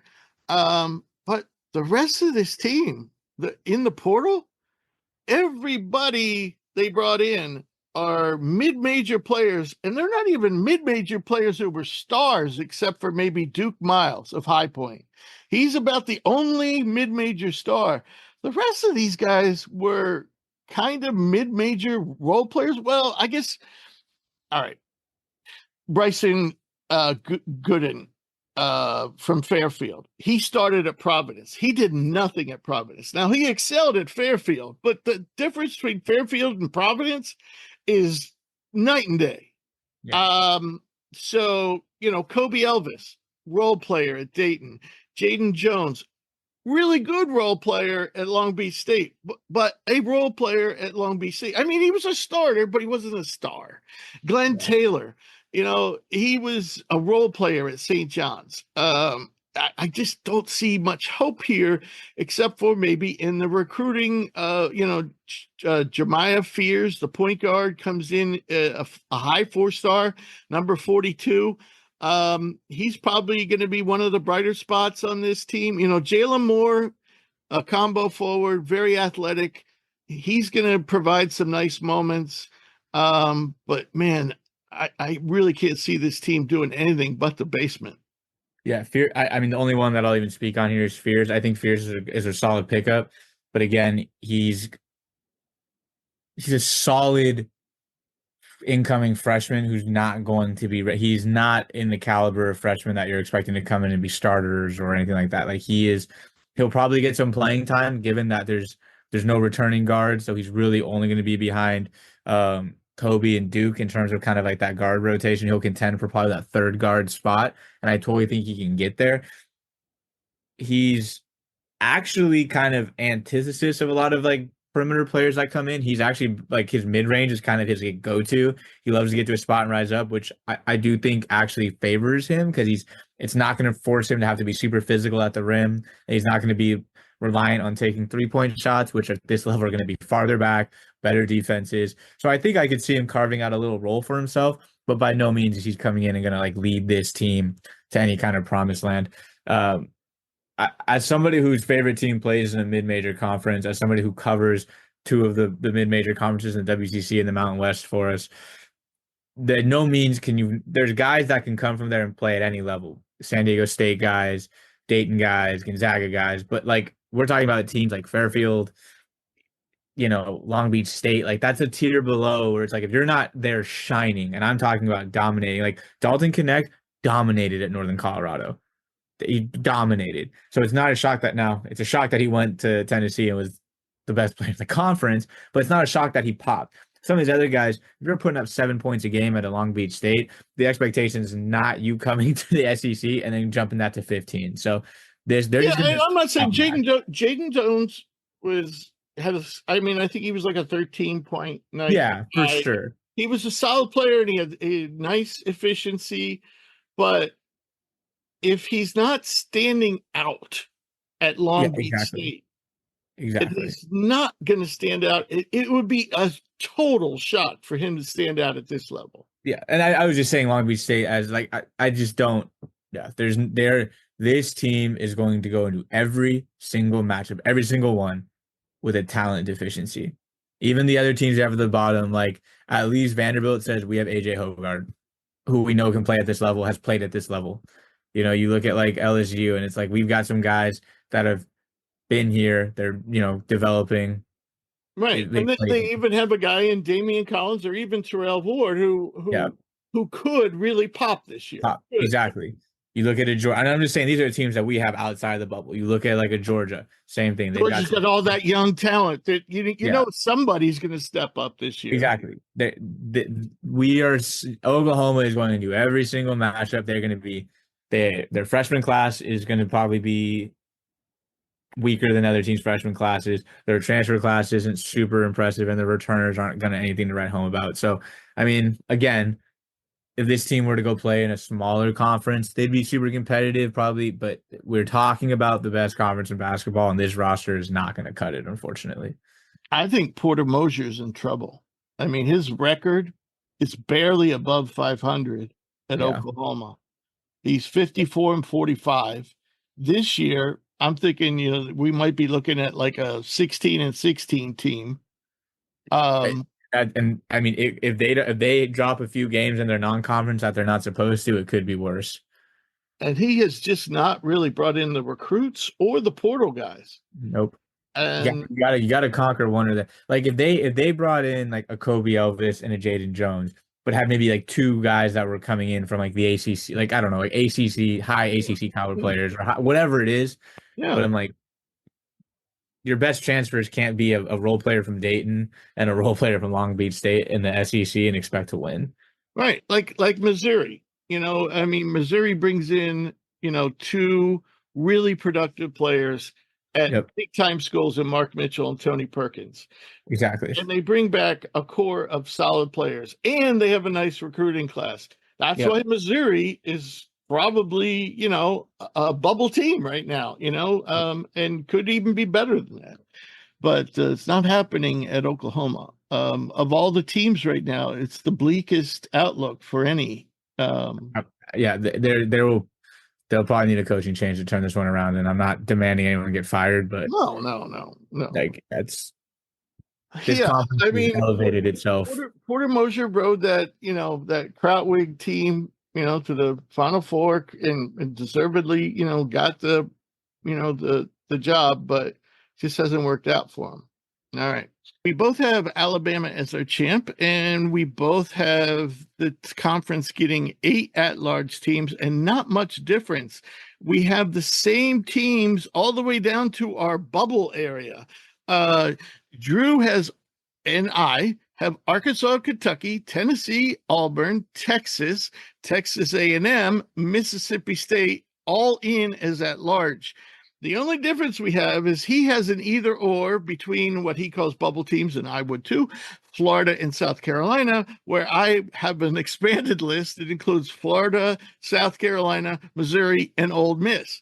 So, and if I had to pick one out of the group right now, I would say Ole Miss. But all right, so very similar across the board there.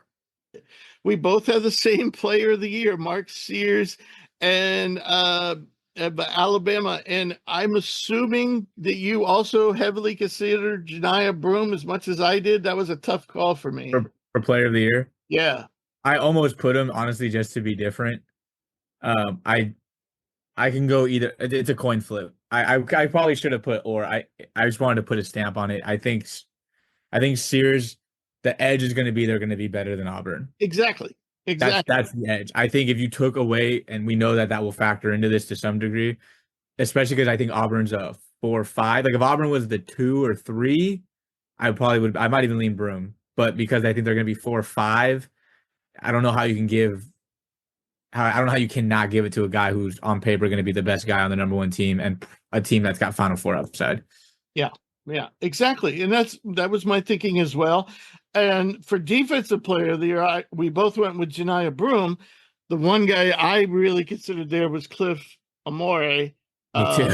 And yeah, I mean, well, yeah, and the reason why I shied away from it is because with Alabama, like I said, if they might, they have a tendency sometimes to take their bigs off the court to go small ball. So we'll see how that works out. So then newcomer of the year, you have you have Cliff Amore or Trey Johnson. I went straight up Trey Johnson. Like you said you think he's going to be or could be the best player on Texas. I think he will be the best player on Texas. Kind of scary that a freshman's your best player. But yeah, I'm going with Trey Johnson to be the fresh. We don't have freshman of the year. We don't pick it. We're not picking it, but I think he's going to be freshman of the year and newcomer of the year. But Cliff Amore is also a good pick. I was debating Amore at defensive player of the year, but I figured that, like you said, I don't know if there's going to be games where he's probably schemed out. His own coach schemes him out, and not necessarily in a negative way, but if there's going to be moments where like we're going to go smaller, we're going to run and gun, and Nelson's going to play the 5, and they're going to do that. But I think when it comes to like playoffs and, quote crunching time, he's going to be in there because they're going to need someone who's going to protect the paint, end possessions with a rebound, and like really secure it. And that's where I think, and we've seen the pedigree. We know he can do it. Like this is not conjecture. He averaged 3 blocks a game last year at a level that is, at a power 5 level. And we've seen him do it. Like you said, he might've been the only guy in the country who could confidently face down Zach Edey and not look like, a child against a man. So I am all aboard the Cliff Amore train. I think he is going to be one of the most impactful transfers because it gives Alabama the one thing they haven't had in the past couple of years. I feel like Alabama's rise to a 1 seed has been all offense, and it's like, hey, now they have a guy who is going to be able to protect the interior. It's going to keep guys like Grant Nelson from having to guard opposing teams' more physical bigs, which will probably help keep him out of foul trouble. And I mean, there's not a lot of guys who are 6'11" with his size, strength, and agility walking around in general. So, agreed. What we're going to do right now is roll our interviews with Mississippi guard Matt Murrell and Mississippi State guard Claudell Harris. Today's first special guest is Ole Miss graduate senior guard Mathew Murrell, an all-SEC selection last season. Matt averaged 16.2 points, 3.6 rebounds, 2.4 assists, and 1.6 steals per game, while shooting 46% from the floor, 40% from deep, and 74% from the free throw line. He ranked in the top 10 of the SEC for field goal percentage and effective field goal percentage. And he also ranked above the 82nd percentile for points per possession on both as a jump shooter and with shots at the rim. Matt, welcome to the show. How you doing today? I'm doing good. I'm happy you having me today. Yeah, that's a great statistic, by the way, to be above the 80th percentile for jump shots and at the rim. Usually players can't, it's one or the other, they excel at the rim. No, I'm serious. They either excel at the rim or they excel as a jump shooter, but they don't excel at both. So this is your fifth year at Ole Miss. This is it. Yeah, You don't see that much these days. One guy at one school for 5 years. It must be safe to say that you love Ole Miss, I do. Look, it's part of me at this point. right? Right. Um, so what made you? I mean, you were born in Tennessee. You went to high school in Florida. What drew you to Ole Miss in the first place? Growing up, I was actually already familiar with Ole Miss. My oldest brother graduated, is an Ole Miss graduate, so I Okay. used to be in Oxford a lot. All right, all right. Legacy. Were like I said, it's rare to see one guy at the same place for 5 years, and I love it. I love it. I love the loyalty. But were you ever tempted to leave? Um, Kind of when we had the coaching change, I think that was after my junior year, Right, right before Coach Beard was hired. But I mean, obviously, he convinced me to stay. I believe in his vision for the program. Here I am. right. You did test the NBA waters after each of the last two seasons, and at the combines, you knocked it out of the park in the athletic testing both years. So I got to ask, you kind of have a track like star frame. Did you ever do track in high school? I actually did. I did high jump in high school. Okay. That makes sense. You got a tremendous vertical. I don't remember the exact numbers, but I know you're up there. And we keep track, I think it goes all the way back to 2015. So we have like a rating system and we score like your percentiles in all the categories and overall, and then we give an overall ranking. And overall, I think among all candidates, you're in the 92nd percentile of everybody who's, and I'm not just talking about the G League Combine and the NBA Combine. I'm talking about Portsmouth and some other combines that we got data from. So you're up there among a lot of players. So what did you take away from your experience at the combines? And what surprised you the most about the whole process? What people don't realize, like it's a lot. It's a lot of preparation that goes into it, and even when you're there, it's still a lot. It's a lot of medical things, a lot of testing on and off the court. So just always staying hydrated, keeping the body ready to compete, whether that's in the strength and conditioning part of it or just on the court competition. Right. I talked to Peyton Sanford of Iowa recently, and he was there last year. He told me in one day he got 8 different MRIs. I'm like, you got to be kidding me. Yeah, that sounds about right. He's never had injury trouble in his whole life, and he got 8 different MRIs. Whoa.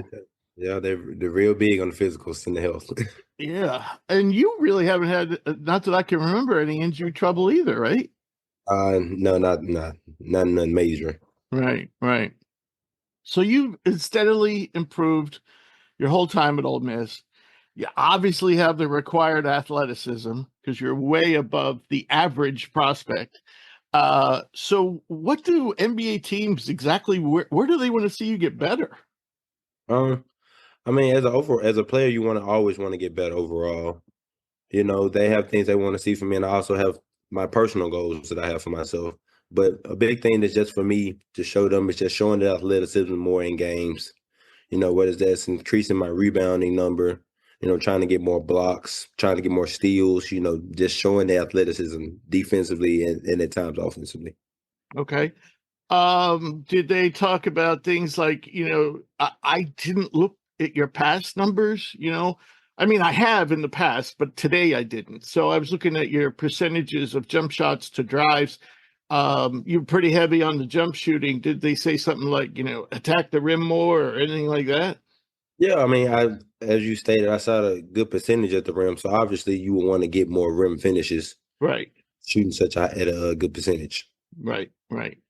I suspect that the team is going to look very different this season. I mean, last year you had the Twin Towers with Jamarian Sharp and Musa Cisse, and you had Alan Flanagan, small forward. All those guys are gone. Am I right? Is the team going to look a lot different? In just not just the look, but the style of play. I mean, yeah, we got a lot of talented guys. Guys that can make plays offensively. But we always trying to hang our hat on defense. I feel like we have the ability to go out on the court each night, switch 1 through 5, disrupt the ball, play passing lanes, and protect the rim. Right. So the team is going to be as good as our defense is. That's what puzzled me about this team, because we were really high on you last preseason. And we collectively on the show said, how is anybody going to score more than 70 points on this team in any game? And it didn't turn out that way. You guys were like 10th in the conference in defensive efficiency. So what happened there? Was it just a bunch of new guys being thrown together and you just weren't used to playing with each other?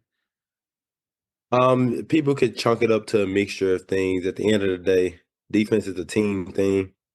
At the end of the day, all guys have to be on one accord to get that defensive stop. And at the end of the day, the most important part of the defense is rebounding the ball.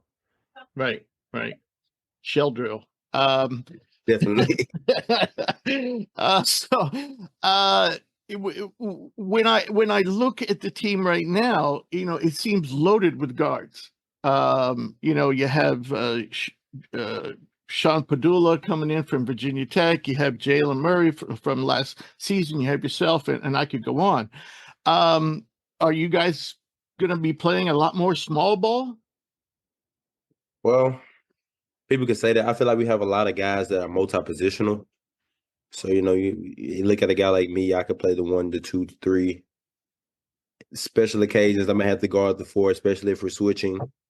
So, when you have a bunch of guys that can do that, guard multiple positions, it just offensively, the sky's the limit. It allows you to play any type of way. Allows you to play fast when you need to, slow it down, execute. So, I mean, that's the good thing about this team. We have a lot of versatility. Right. Do you suspect, has it happened in scrimmages and so forth that you, Jalen, and Sean have been on the court all at the same time? Yeah, it happens all the time. Okay. That's something that we've grown accustomed to. In situations like that, we still, depending on the game plan of what we're doing, if we're switching 1 through 5, then we're still going to switch 1 through 5 regardless. Right. John Ball is the only 7-footer on the team. How's he looked? And is he gonna? Freshmen sometimes don't get a lot of playing time. Is it looking like he's gonna play a lot, or? Oh no, he definitely has a chance. He's very unique with his defensive abilities. With rim protection, that's a big thing, and his ability to rebound. He's really coming along very well. Right. And you do have 2 really nice transfers coming in too. In Malik Dia, who I really liked his game at Belmont, and also Mikel Brown-Jones. He's a scrapper too. And so I assume both of those guys are going to be playing a lot, maybe at the 5 as well. Yeah, we see both of those guys playing at the 5. No, sometimes they may be in the game at the same time. Right. Yeah, that's also that goes back to the versatility. Right. All right. So, where is there one particular player that wasn't with the team last year who has really stood out and impressed you? You said, "Wow, man, I didn't know this guy was this good." Well, we have a majority of new team. All the transfers have been impressive to me. All those guys, especially because I was going through the draft process while a lot of them were coming on visits and things. So I didn't meet any of the guys really until I came back to campus. Right. Okay. And some I knew beforehand, some I didn't. But just seeing the guys every day is like, wow. Right. I really love. You really have grabbed some scrappers in like Sean and the other guys I mentioned. A lot of those guys are tough guys, but I suppose Coach likes that. So which is one of the questions I would ask you. Coach looks pretty intense on the sidelines. I've never met him, unfortunately. Does he have a lighter side when he's not on the sidelines? It depends. In season, no. In season, he's all about winning. Right. Since official practice started, he's been locked in on winning. That's all he ever talks about. Out of season, you'll get more of the lighter side, but in season, he's locked in. It's all about winning.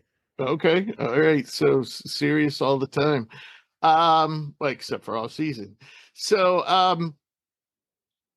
the team hasn't made March Madness since 2019, which is surprising to me. How bad do you personally want to get there, and what do you think will be the key to making it happen? Well, I'm gonna answer in reverse. All right. To making it happen with us, well, what we hanging our hat on defense and rebounding.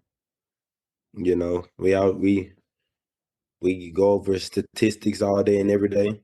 You know, if you have a top 5 defense, everything else take care of itself.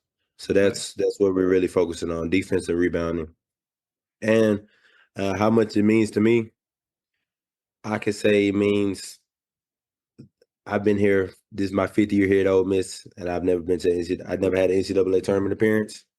So it means a whole lot to me. And just like I can say that about myself, but we also have other guys on this team who are seniors that haven't been to NCAA tournament. Right. So we all carry that chip on our shoulder every day. Right. It was great last year, at least to see the enthusiasm back. You know, I mean, some of your games, it was hard to hear. You know, so I'm really was happy to see that, and I think you'll be able to carry that momentum. You know, with the new guys this year. Last question for you: what is something people don't know about you? It could be like a hobby or a pet or an interest of yours. What is something most people don't know about you? I have a French bulldog, and I love him to death. His name is Benji. What's his name? His name is Benji. Benji. All righty. I have a pit bull. Geez, I'm gonna forget. I forget the name. I'm drawing a blank. I'm old. Anyway, I have a pit bull mix. His name is Mookie. So, I love my dog. So, how old's your dog? He is 1 month, about 1 month and a half. Yep. Oh, cool. Not So 1 month and a half, 1 year and a half. Oh, 1 year. I was gonna say he's just a little guy. All right, great. I've had him for a little bit over a year now. So, do you live in an apartment where you can have him on with you? Yes, I do. All right, very good. All right, Matt, I appreciate you taking the time today, and I wish you and the team the best this season.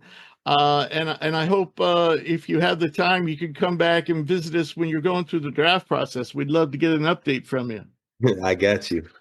All right, thanks so much, Matt. And please tell Mike I said thank you. Our second special guest today is Mississippi State senior guard Claudell Harris Jr. Last season with Boston College, Claudell averaged 13.7 points, 3.7 rebounds, and 2.1 assists per game. He ranked 5th in the ACC with 88 three-pointers made and ranked 6th in the conference with a three-point percentage of 37.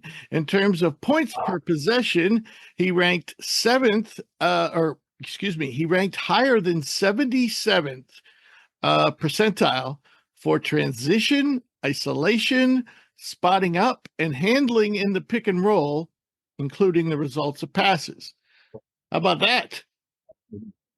Welcome to the show, Claudell. How are you doing today? I'm good. I'm happy to be here. So we just had Ole Miss guard Matt Murrell on the show. So I'm expecting an inspired effort from you.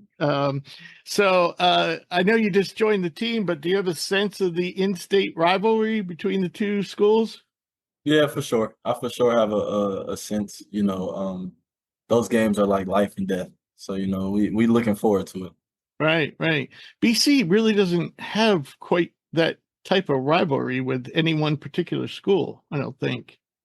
I would say the closest would be Notre Dame, more like Syracuse. Right. Yeah. All right. So you grew up in Louisiana, started your career in Charleston Southern, Yeah. and then spent last year on Chestnut Hill. So what about Massachusetts was most difficult for you to adjust to? I would say the weather. Just being up on the East Coast, right up there, up north. That once it get cold, it's tough to deal with as a Louisiana kid. What about the accents? It was different I feel like people had to adjust to me more than I had to adjust to them. Okay. For sure. Well, I just want I have firsthand experience. I married a woman that was born and grew up in Massachusetts. Yeah. And I'm going to tell you right now, based on how many times she slapped my hand today to get out of the Halloween candy, that they are very, very mean people. They get a rep for that for sure. All right. So you're back in the South. And I would assume this is the most talented team you've ever been a part of. Is that true?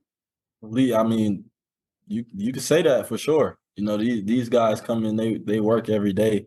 They keep me on my A game. I keep them on their A game, and what they say, iron sharpens iron. Right. So you were a part of a very impressive transfer class for Mississippi State. Kanye Clary comes in from Penn State. Raya Kugel comes in from Florida. RJ Melendez, excuse me, comes in from Georgia. But after being the focal point of the offense for 4 seasons, center Tulu Smith has to be replaced. The team is loaded with good guards, but you don't have a proven low post scorer. So I would imagine the Bulldogs are going to look pretty different this season. Our main focus is really the defense end. I feel like that's just our niche. We try to be the hardest playing team in ACC, the grittiest team in ACC. Like you said earlier, we have all the talent you could ask for. So the offense end, it just comes natural. We move the ball, we play with each other, we got great chemistry. It's just about getting on the defense end, really. Right. But I would think just offensively, I mean, he was so much a part of the whole game plan that you gotta, the offense is gonna have to run differently, no? I mean, for sure. You get different pieces. You have to do different things, of course. Certain guys leave, new guys come in with a new skill set, and that's just life. That's part of the game. But our offense is charged by our defense for sure. Okay. How many scrimmages have you played? We played two. And against Western Kentucky and Georgia Tech. Okay, so good schools. And in those games, what stood out to you in terms of your game and in terms of the rest of the team? I'll say the way we shared the ball. That's what stood out to me. That was the thing I was looking forward to seeing the most, because we got a bunch of transfers coming in, 2 freshmen coming in. We got some returners, but trying to put everything together. So I was happy to see how fluent we moved the ball, and and how we were able. I feel like the first game we didn't talk enough, being honest. But we came out against Georgia Tech, and everything that we messed up on against Western Kentucky came and fixed against Georgia Tech. All right. And did you play a lot of small ball without a 7-footer or without a big guy in the middle, like 2 forwards, 3 guards? We switched it up. Trying to see what different lineups look like, different sizes, like you said, with different people looking different positions. It was just a kind of seeing where we at, seeing which guys fit with each other, that type of deal. Right. So compared to what you did last year at BC, and like I said at the top, you excelled in a lot of different areas. How do you think your role is going to compare to what it was at BC? And is there anything in particular that you've been working on in the off season, be it offense, defense, that you think that people are going to say, he does that now, or he does that a lot better now, or something like that? Yeah. I feel like me coming in this year, my role, honestly, I couldn't tell you specifically. I came in here, my intentions, keep my intentions pure. Just trying to do whatever I can to help the team win. Because I see what Coach Jansen did the last 2 years, making it to the tournament. And our goals are even way more past that this year. Making it to the tournament is just not that's the baseline for us. Right. And me coming in as a senior, I'm trying to bring that leadership, that experience on top of course, my scoring ability, being able to protect the ball. Me personally, I came here because I want to be an elite two-way defender, two-way player. My personal goals, of course, I want to play pro. I want to play in the NBA, overseas, G League, whatever the case is. And I feel like to do that, I got to be an elite two-way defender. Okay, makes sense. You mentioned, what you achieved last year. And last year, I talked to Josh toward the end of the season. And even then, it was, I think, just before the SEC tournament, and you guys were still on the bubble. So it was kind of probably hectic or nervous all the way up to Selection Sunday. You get in, play in the 8-9 matchup against Michigan State, and that's where it ended. So what do you think will be the key for this year's team, which is going to look a lot different? What do you think to be the key for this year's team to go further than just getting there? I would say mental toughness. Mental toughness, being able to stay together through tough and good and bad times. Because, it's a long season. Even though the games go by quick, it's a long season with a bunch of ups and downs like a roller coaster. Just being able to stay level, stay connected, stay with each other, expect good and bad. We make it to the tournament. We should expect it to make it. We get down in the game. We understand it's a game of runs. We can't get too down, can't get too high, can't get too low. Right. Do you think this year, last year you took in terms of jump shots, you took a lot of jump shots off the dribble as opposed to just, catching and shooting, and a lot of contested shots. I mean, you took a lot of difficult shots. You made a lot of them too. But do you think on this team where you got so many guys that can fill it up, that's going to be a lot easier for you to get some easy buckets this year? For sure. I noticed that, and even with the staff here, that's why I love the staff here, because they're honest with me. We watch film. They make me into a better player. When I first got here, I had a problem with my shot selection. Because like you said, I was so used to taking those tough shots and hitting those tough shots. But, getting around a bunch of guys with all this talent, I realized I don't have to work that hard. It's just I'm playing off guys. I'm making the one more pass. I'm working well without moving without the ball, and it just comes natural. Right. All right. So last question. Could you tell me something about yourself that most people don't know about you? It could be a hobby, could be an interest, could be a pet, could be anything. Just something that, is kind of like a passion of yours that most people don't realize. I would say most people don't know I have 2 cats. Okay. Yeah. No dog?